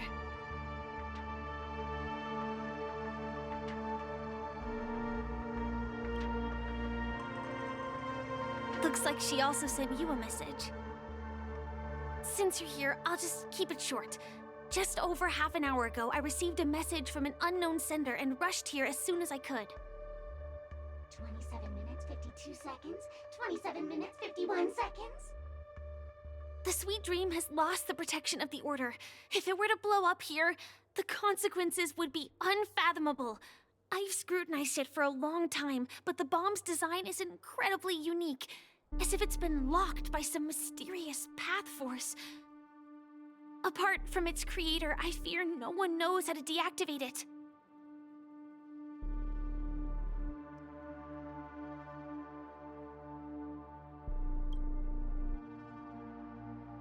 You mean the Watchmaker's guests? That's a pity. Based on my experience, I don't think any of them can turn the tide on this situation. The Memo Keeper may be able to teleport the bomb to a deserted location, but... I have found a note inside the doll.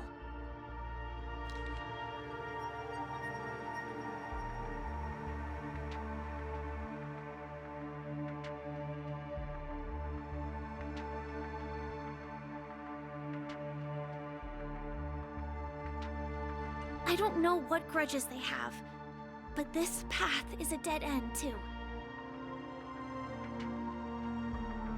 That's probably not possible. Time is running out and she is a master of disguise. And even if we catch her, she won't come quietly.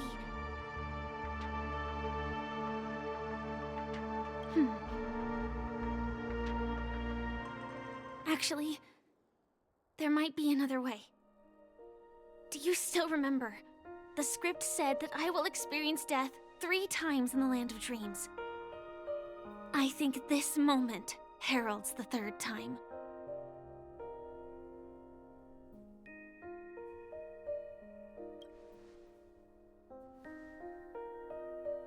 You may already know that I have no way of evoking dreams.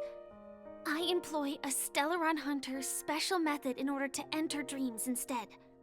This allows me to perform feats that typical dream chasers can't.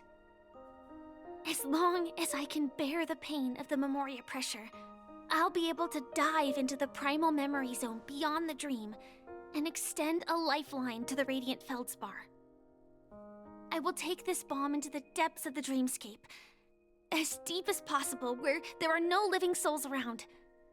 That way, at least no one will get hurt.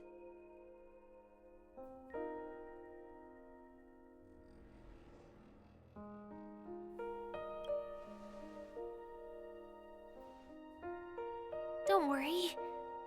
I believe that this Firefly armor will be enough to take me to where I need to go before the countdown ends. And maybe even make it back safely. At present, this is our best and most logical course of action. After all, a long story deserves a happy ending.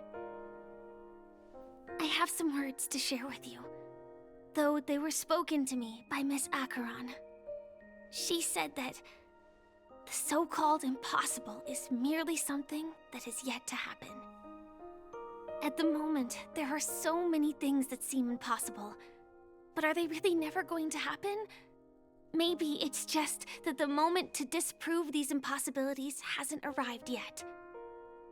Whether it be a literal ending, suffering akin to death, or a harrowing deathscape. Before the appointed destination arrives, they are all the same. Yet I can still make myriad choices. I also firmly believe that when that moment arrives for us to make a choice, the answer to our end will already be within our hearts. It is not destiny that shapes us, but we who shape destiny. The Astral Express and the Stellaron Hunters are like light and shadow. We walk on different paths, intertwined, moving forward and growing together. Maybe the end is predestined, but it is not today. Since things are going too well, let's speed up the countdown. Human life is short, just like fireflies to a flame. So if you have an answer in your heart, always remember, don't leave with any regrets. We have this right, don't we?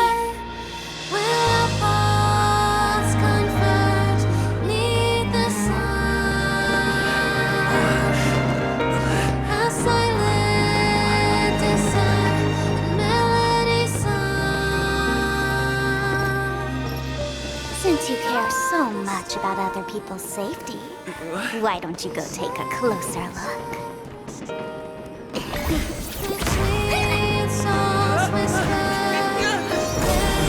You see, everything is possible in this land of dreams. We each came here with our own goals and realized them in unimaginable ways. Regardless if the result was a sweet illusion or a bitter reality. It was an answer we longed for, day and night. So, why do people choose to slumber? I think it's as you said. Because in the end, we will wake up from our dreams.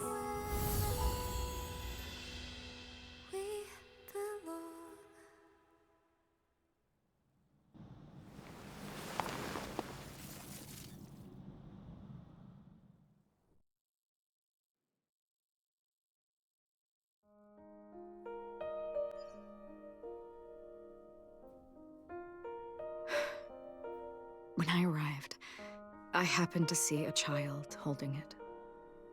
He said the flowers were prepared by Aunt Jessie for the watchmaker and the war comrade he'd missed his whole life. Mikhail would place 2 bunches of flowers here year after year. And after he left, it became 3. Your wishes will always be remembered by someone. Now, Penacony, as you hoped, has welcomed the dawn after a long, dark night. The path forward may not be a bed of roses, but at least people are prepared to step forth towards freedom. Tiernan, you can go home now. While the Nameless are also preparing for the next stop of their voyage.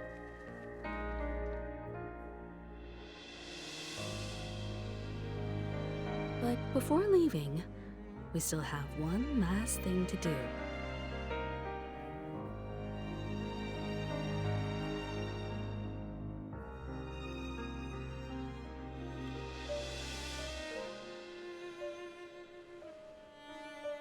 A fitting end to the tale of the departed.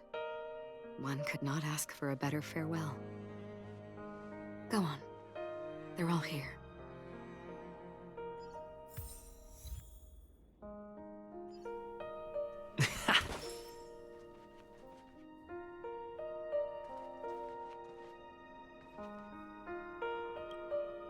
That statue. It wasn't here last time. Looks like this is the last riddle that Mr. Gallagher left for us. In the end, we still failed to figure out his true identity, or if he was even a living person. What should I say? I mean, this guy is definitely a history fictionologist, all right. I'm suddenly reminded of the time at the theme park when he said he was only 13 years old. Could that have meant something too? Either way, he's an enigmatic character for sure. At least our journey together in Penacony was real enough. And his loyalty and love for this land must have been real too, right?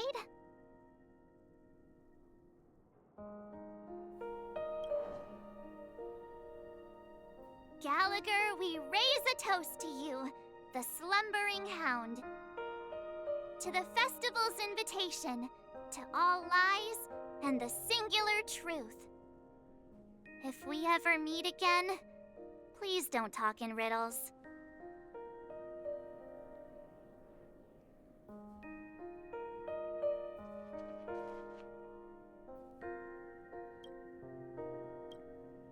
Honestly, when I heard the conductor's request, I was pretty surprised.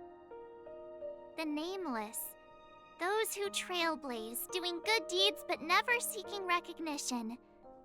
After all this time, how would we even find those 3 people in such a vast place like Penacony? But it seems, in the land of the dreams, anything is indeed possible. History may not remember the names of the dead, but the stars will attest to their journeys. The first glimmer of light in the prolonged night often illuminates little, as it is fleeting and the darkness too vast. But because of this, people will remember. As long as something shines in the night sky, then when the first star falls, countless more will follow, streaking across the horizon.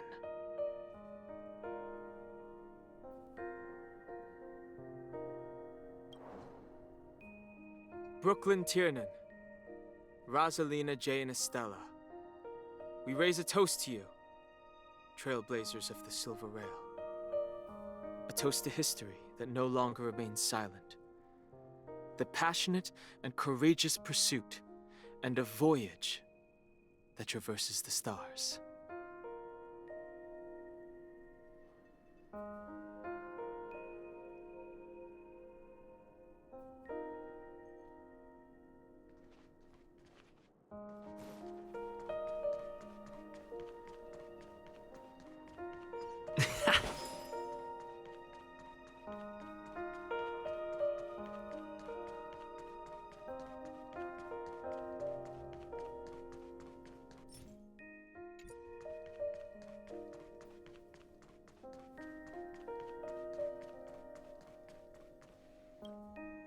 Is the Astro Express ready to depart Penacony? Apologies, Mr. Mika, that we are only now bidding you farewell. Oh, that's all right. You've all done so much for the Watchmaker, and we are forever indebted. Allow me, as the representative of Dreamflux Reef, to make another toast to all the nameless. What will the people of Dreamflux Reef do now? Many will continue to live here. Those accustomed to being awake will mostly have a hard time getting used to a life of darkness with their eyes closed. Though the order has faded, there must be someone to watch over this primal memory zone.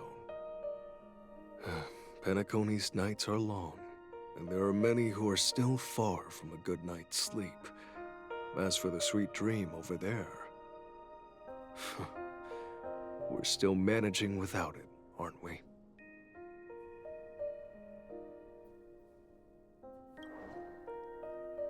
Mika and residents of Dreamflux Reef, we raise a toast to you, watchers of the long dream. To your tenacity throughout time, to each sorrowful night, and to the dawn that is finally upon us.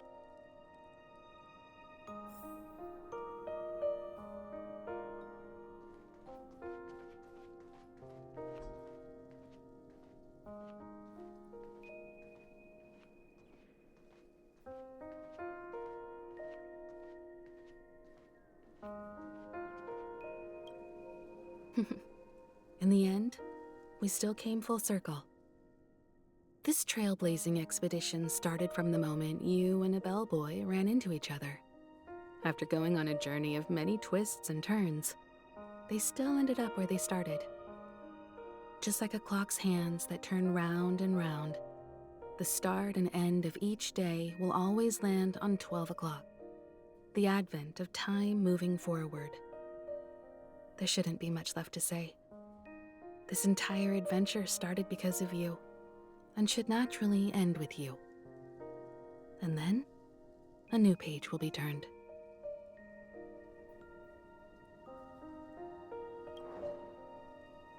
Mikhail Char Legwork, we raise a toast to you, watchmaker of the land of the dreams, nameless of the Astral Express.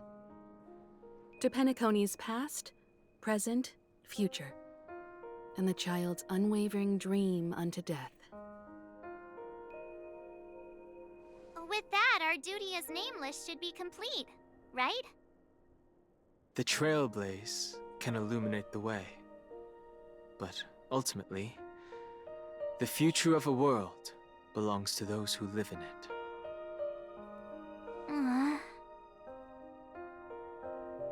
I still feel that Mr. Mikhail must have really wanted to witness this day himself. What's on your mind, March? Just a strange feeling. I had it a few stops ago, but it's super strong this time. Why not talk about it? Maybe everyone's thinking the same thing. I can't help but think that whether it's Mr. Mikhail, Mr. Tiernan, or Madame Rosalina, their lives must have been long, and they must have experienced plenty of stories. They were also young once, stumbling and bumbling around just like us, getting into scraps and mischief, that sort of stuff. Companions, enemies, journeys, adventures, all the sad and happy memories. The everyday that we're used to, they've lived through them too. But those things are all in the past.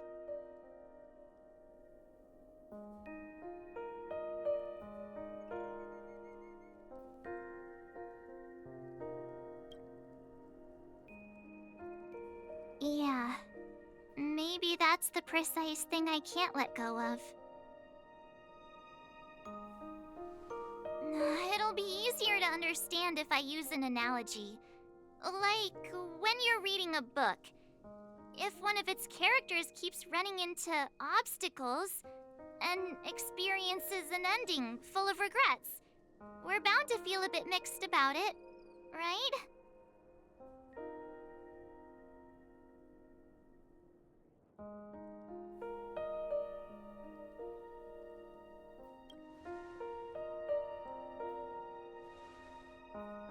To me, it's because we've seen every nook and cranny of their lives.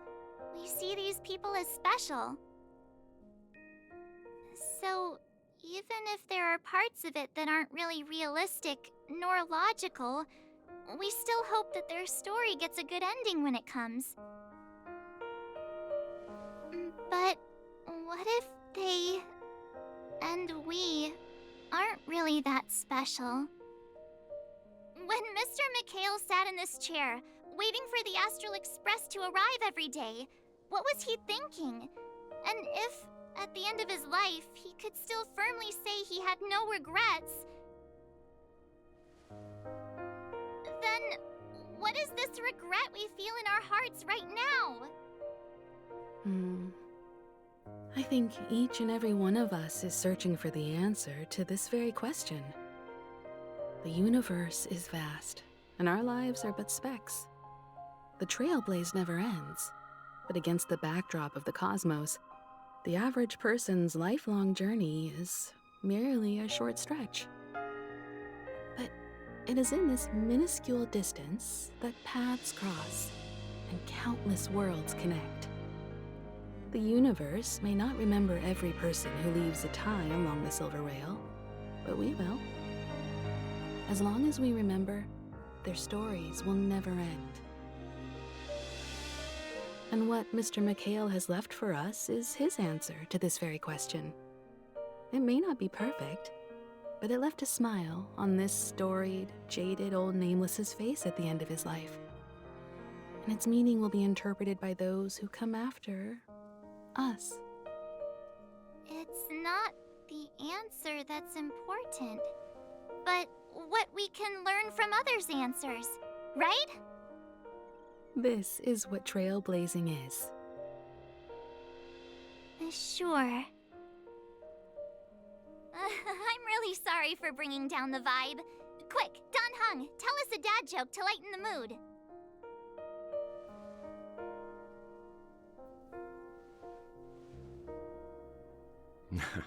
It's never a bad thing to reflect.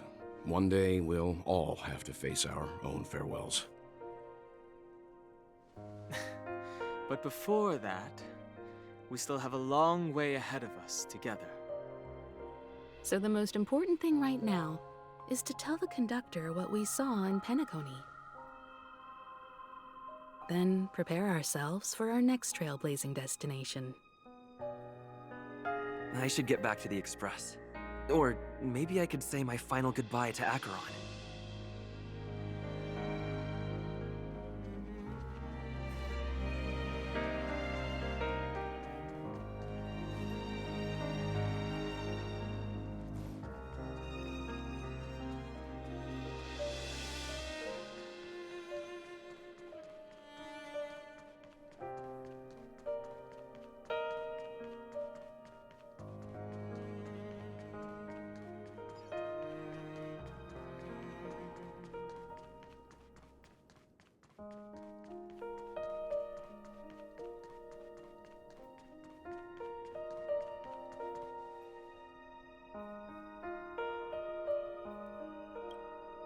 Do you still remember when we first arrived in Penacony?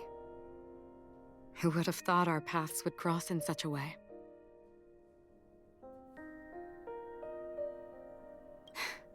Come to think of it, I didn't even get a chance to formally introduce myself. Simply put, I'm a self-annihilator who was cursed by the Nihility. My hometown was destroyed a long time ago, and the whole world was erased beneath their shadow. In order to fight against the cruel end of self-destruction, I went on a journey in search of a way to sever the chains of the Nihility. After a long and grueling search, I am convinced that my destination lies within the depths of the dark web, where reality and the Nihility are separate. In there lurks a secret called Device 9. One day, I'll reach it.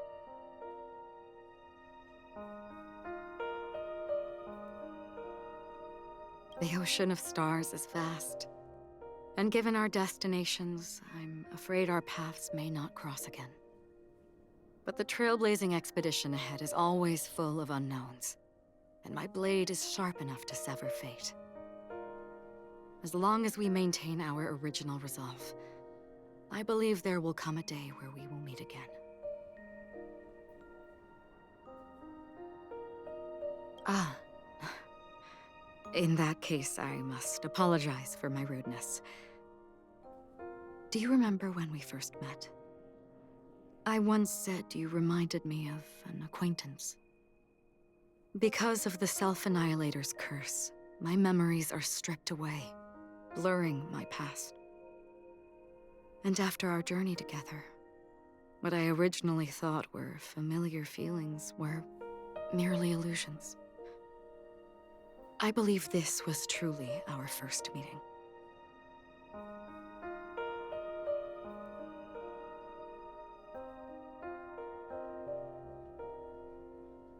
What do you mean? It's improbable that you've crossed paths with my past self.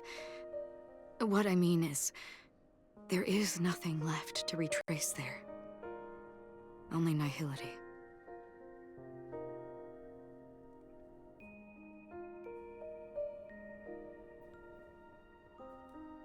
I see. You've also had a similar experience? Then you should know that this me and your memory of me are not the same person.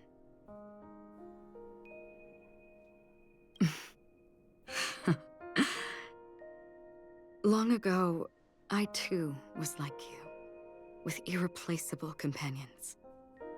We also embarked on journeys, making the best choices we could, whenever we could. Unfortunately, we didn't achieve the outcome we wanted. But moments like this make me feel like they never even left. In this universe, there exist countless worlds that are similar yet different, and countless people who are alike yet distinct. I too have wandered alone, encountering acquaintances on strange worlds, seeing their silhouettes overlap with my past.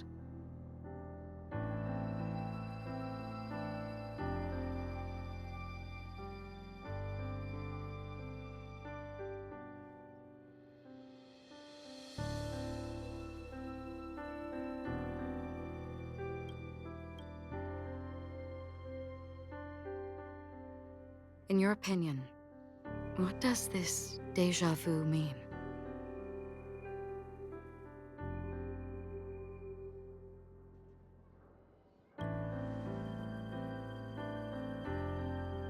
Attachment, desire, longing. They may all be right, but they are all incomplete. I believe it's not something external, but something that originates within us. An emotion that traverses time from a certain moment of our past to reach us. Perhaps it's a source of warmth and happiness. Or maybe it brings pain and sorrow. Each time we reminisce on our past, we always seem to notice a tiny but unforgettable instant that we left behind us, along with certain other things that remain constant throughout.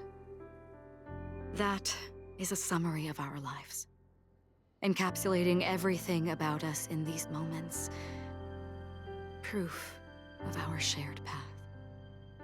Within them, we glimpse our own essence, and thus, we truly exist. Just like everyone in this story, hurtling onwards along the path of destiny with passion and courage for the things that breathe meaning into their lives. Set forth on your voyage without hesitation, Nameless, on the path of the Trailblaze.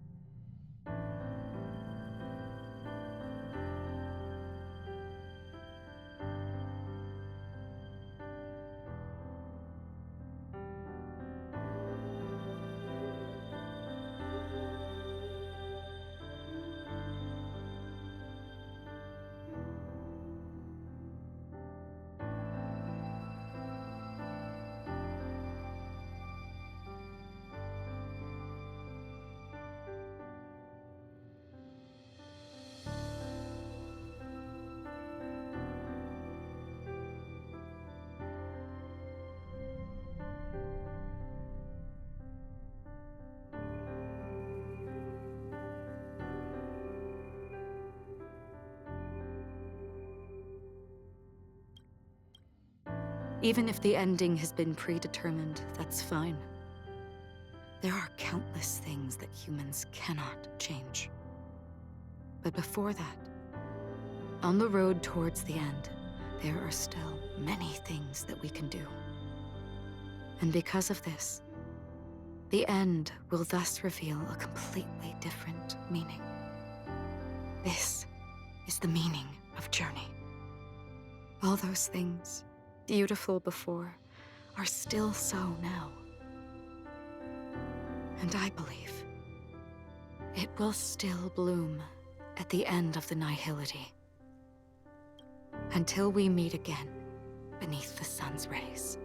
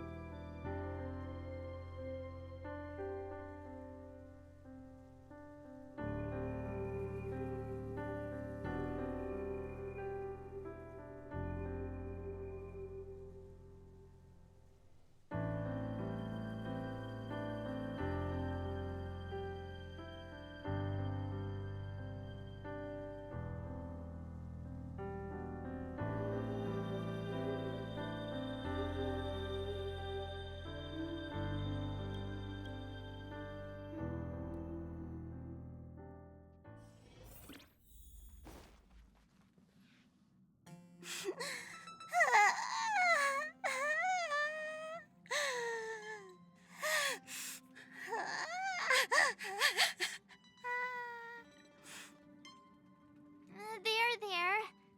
Chin up, Pom-Pom. Don't be sad. Don't cry. Wow. Your method of consolation is truly unsophisticated. Still better than just standing there like a scarecrow. How could you say that? Don't be so mean. And while you're here, why don't you help me comfort Pom-Pom?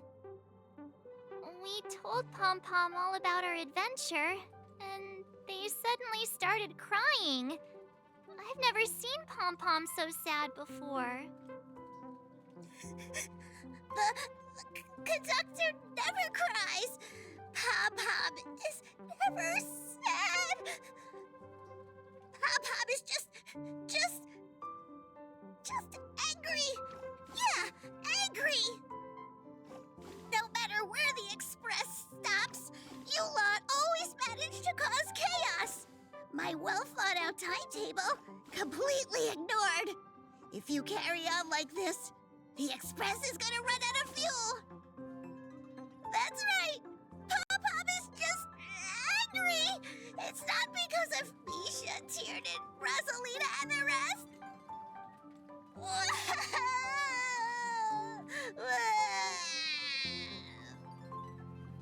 It's okay. Oh, Pom-Pom, just let it all out. Everyone, could you all take a break in the next car? Don't worry. I'll stay here with Pom-Pom. But... Let's go, March.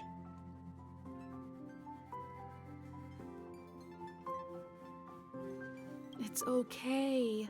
Oh, Pom-Pom, just let it all out.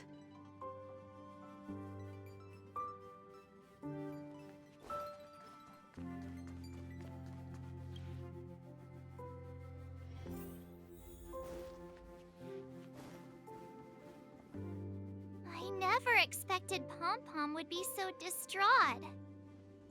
Those three nameless must have meant a lot to Pom-Pom. No one knows exactly when Pom-Pom boarded the express, but one can surmise that their journey has been filled with many hellos and goodbyes. Probably more than we can imagine. The fact that they're crying so hard is probably a good sign. It proves that Pom-Pom's emotions haven't become dulled by the grind of time. They still deeply cherish every nameless who has boarded the Express and value every journey shared with them. Leave it to Himiko. When it comes to comforting, there's no one better on the Express.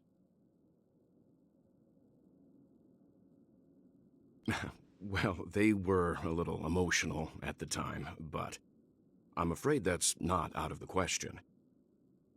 Since you joined us, the Express has stayed longer than anticipated at every stop along the way, and to ensure that everyone always makes it back on board, Pom-Pom has had no choice but to delay the warp jump schedule.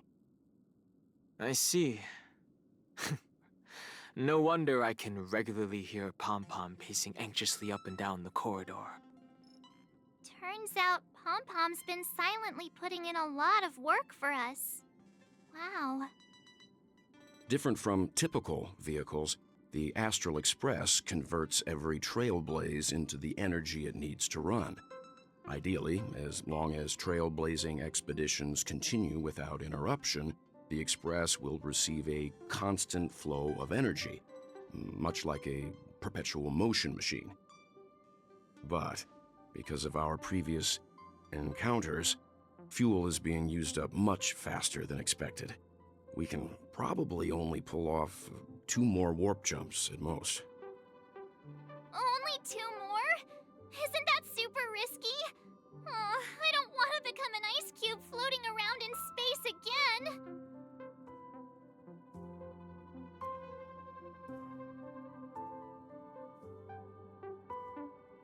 How about we shove you back in the space station's computer then? Which also means that we must prudently consider our next destination. Yes, I've already checked the astral charts.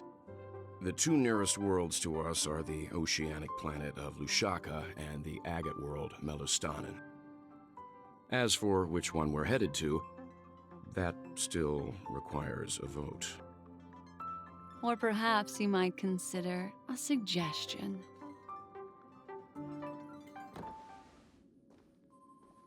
Everyone, we meet again.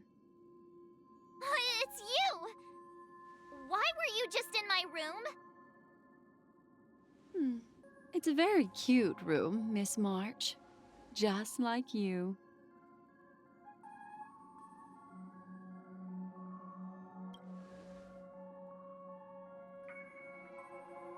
Memo Keeper, let's put aside how you managed to sneak past everyone and board the Express for now. You mentioned a suggestion. I accidentally overheard how the Express obtains fuel. I just wanted to chat with everyone to see if we could work together. But now, it appears my suggestion could be the very lifeline that saves everyone. Please speak candidly. Depending on what you say, we could very well ask you to disembark. Ah, the Permanence's descendant.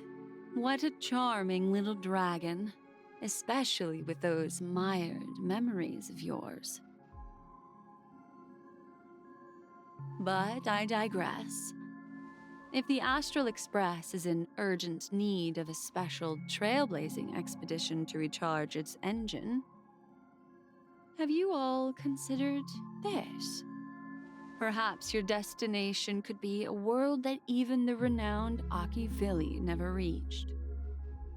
Should you be able to lay down a new stretch of silver rail, the Express may never have to worry about energy ever again.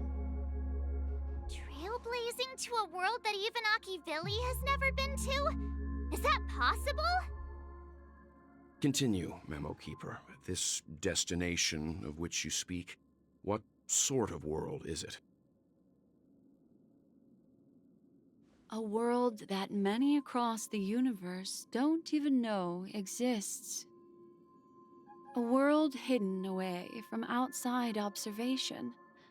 its presence only revealed by the light from the mirror of the Garden of Recollection.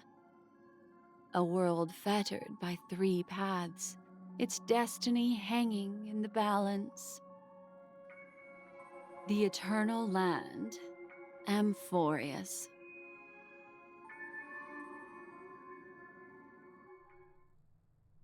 I hope I'm not too late, child. I wasn't expecting it to be you. Don't you know how many sentry posts the family has built? And how hard it is to get you out of here?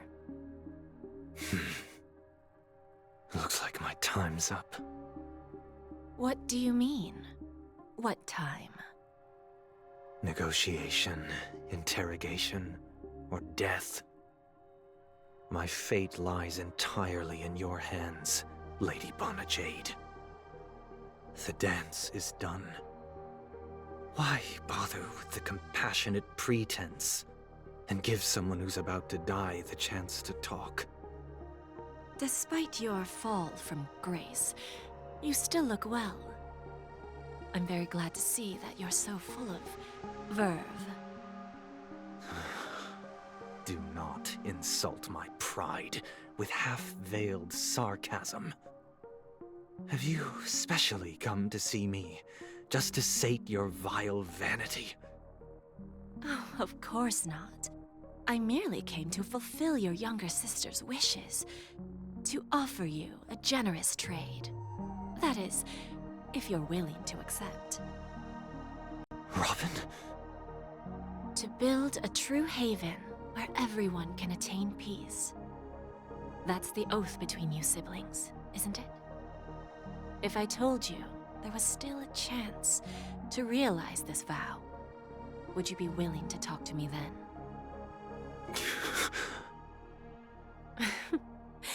I recognize the gravity of this question, which is why you don't have to answer me right now. Go now. You are free, O Chosen One, who dare to exceed his bounds, sever your wings, descend to the mortal realm, and walk their lands. See what this world is truly like. I will not accept your charity. As I mentioned earlier, it's a trade, and you don't have to give me an answer right now. Rewards are not reaped in a day, and if there's one thing I'm best at, it's waiting. The sweet dream still continues, and the night is still long. You have plenty of time to contemplate your answer. A word of advice for you before we part ways. A word of warning from someone who's been in your shoes before. Life is too short to miss out on golden opportunities.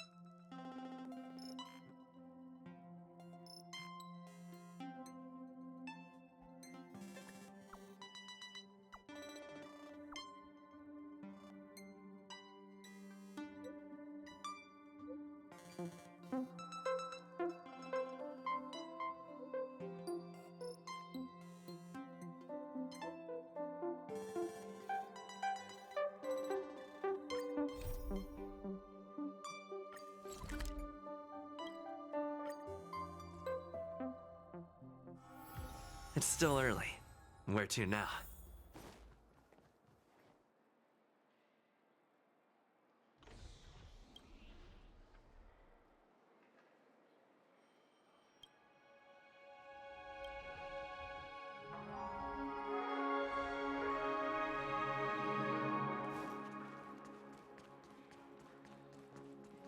Ooh, this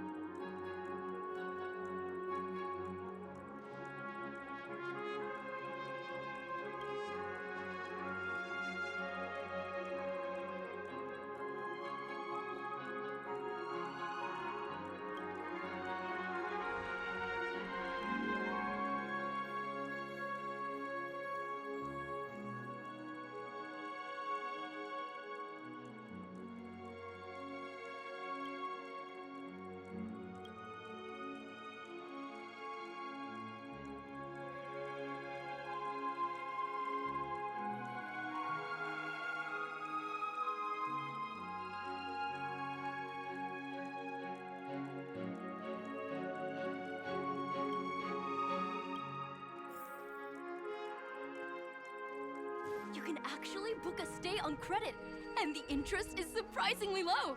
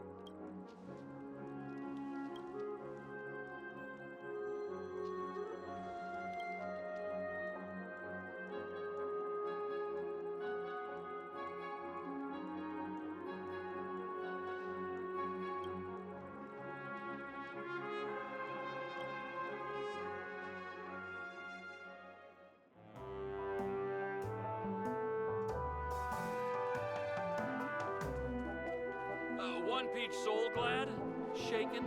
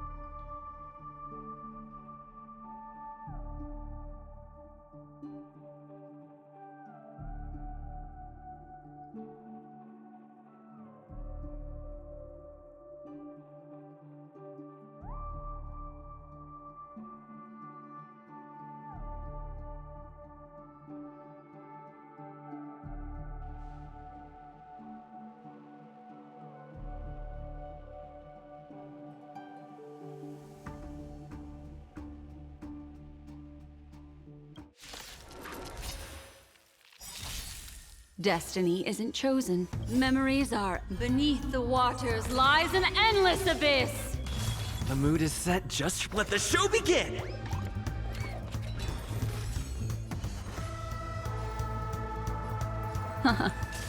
Did the rhythm get messed up?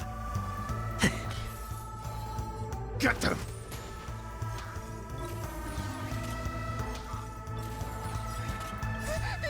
Fiends or devils! I'll crush them all! Another journey begins on the still waters of oblivion. I weep for the departed. It too shall fall.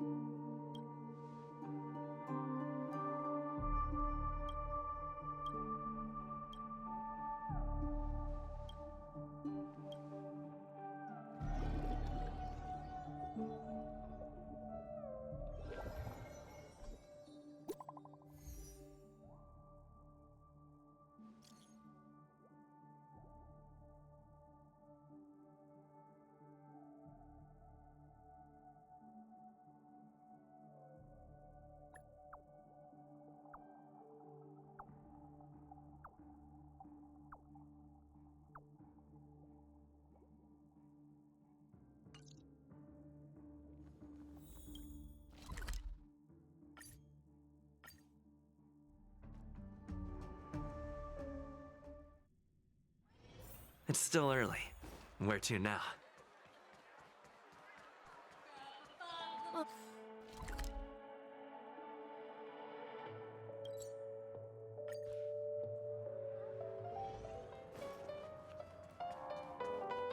Checked off the list. I really love Clocky.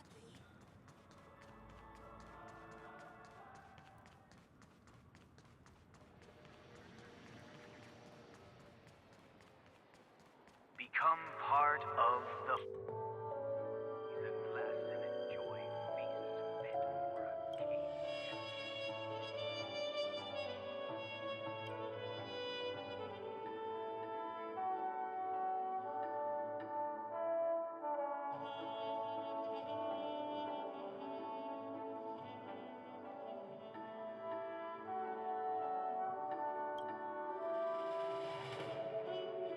Harmonize. There it is aglow.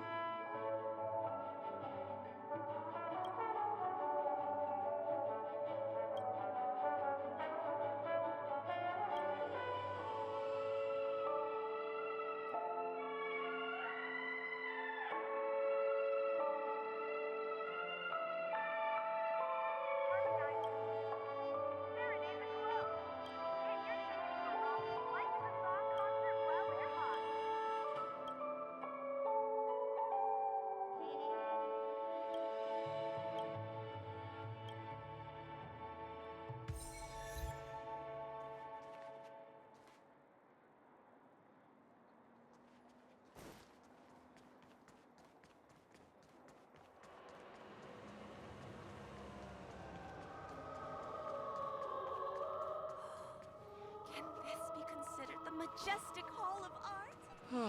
My dream. Cake, soda, fresh baked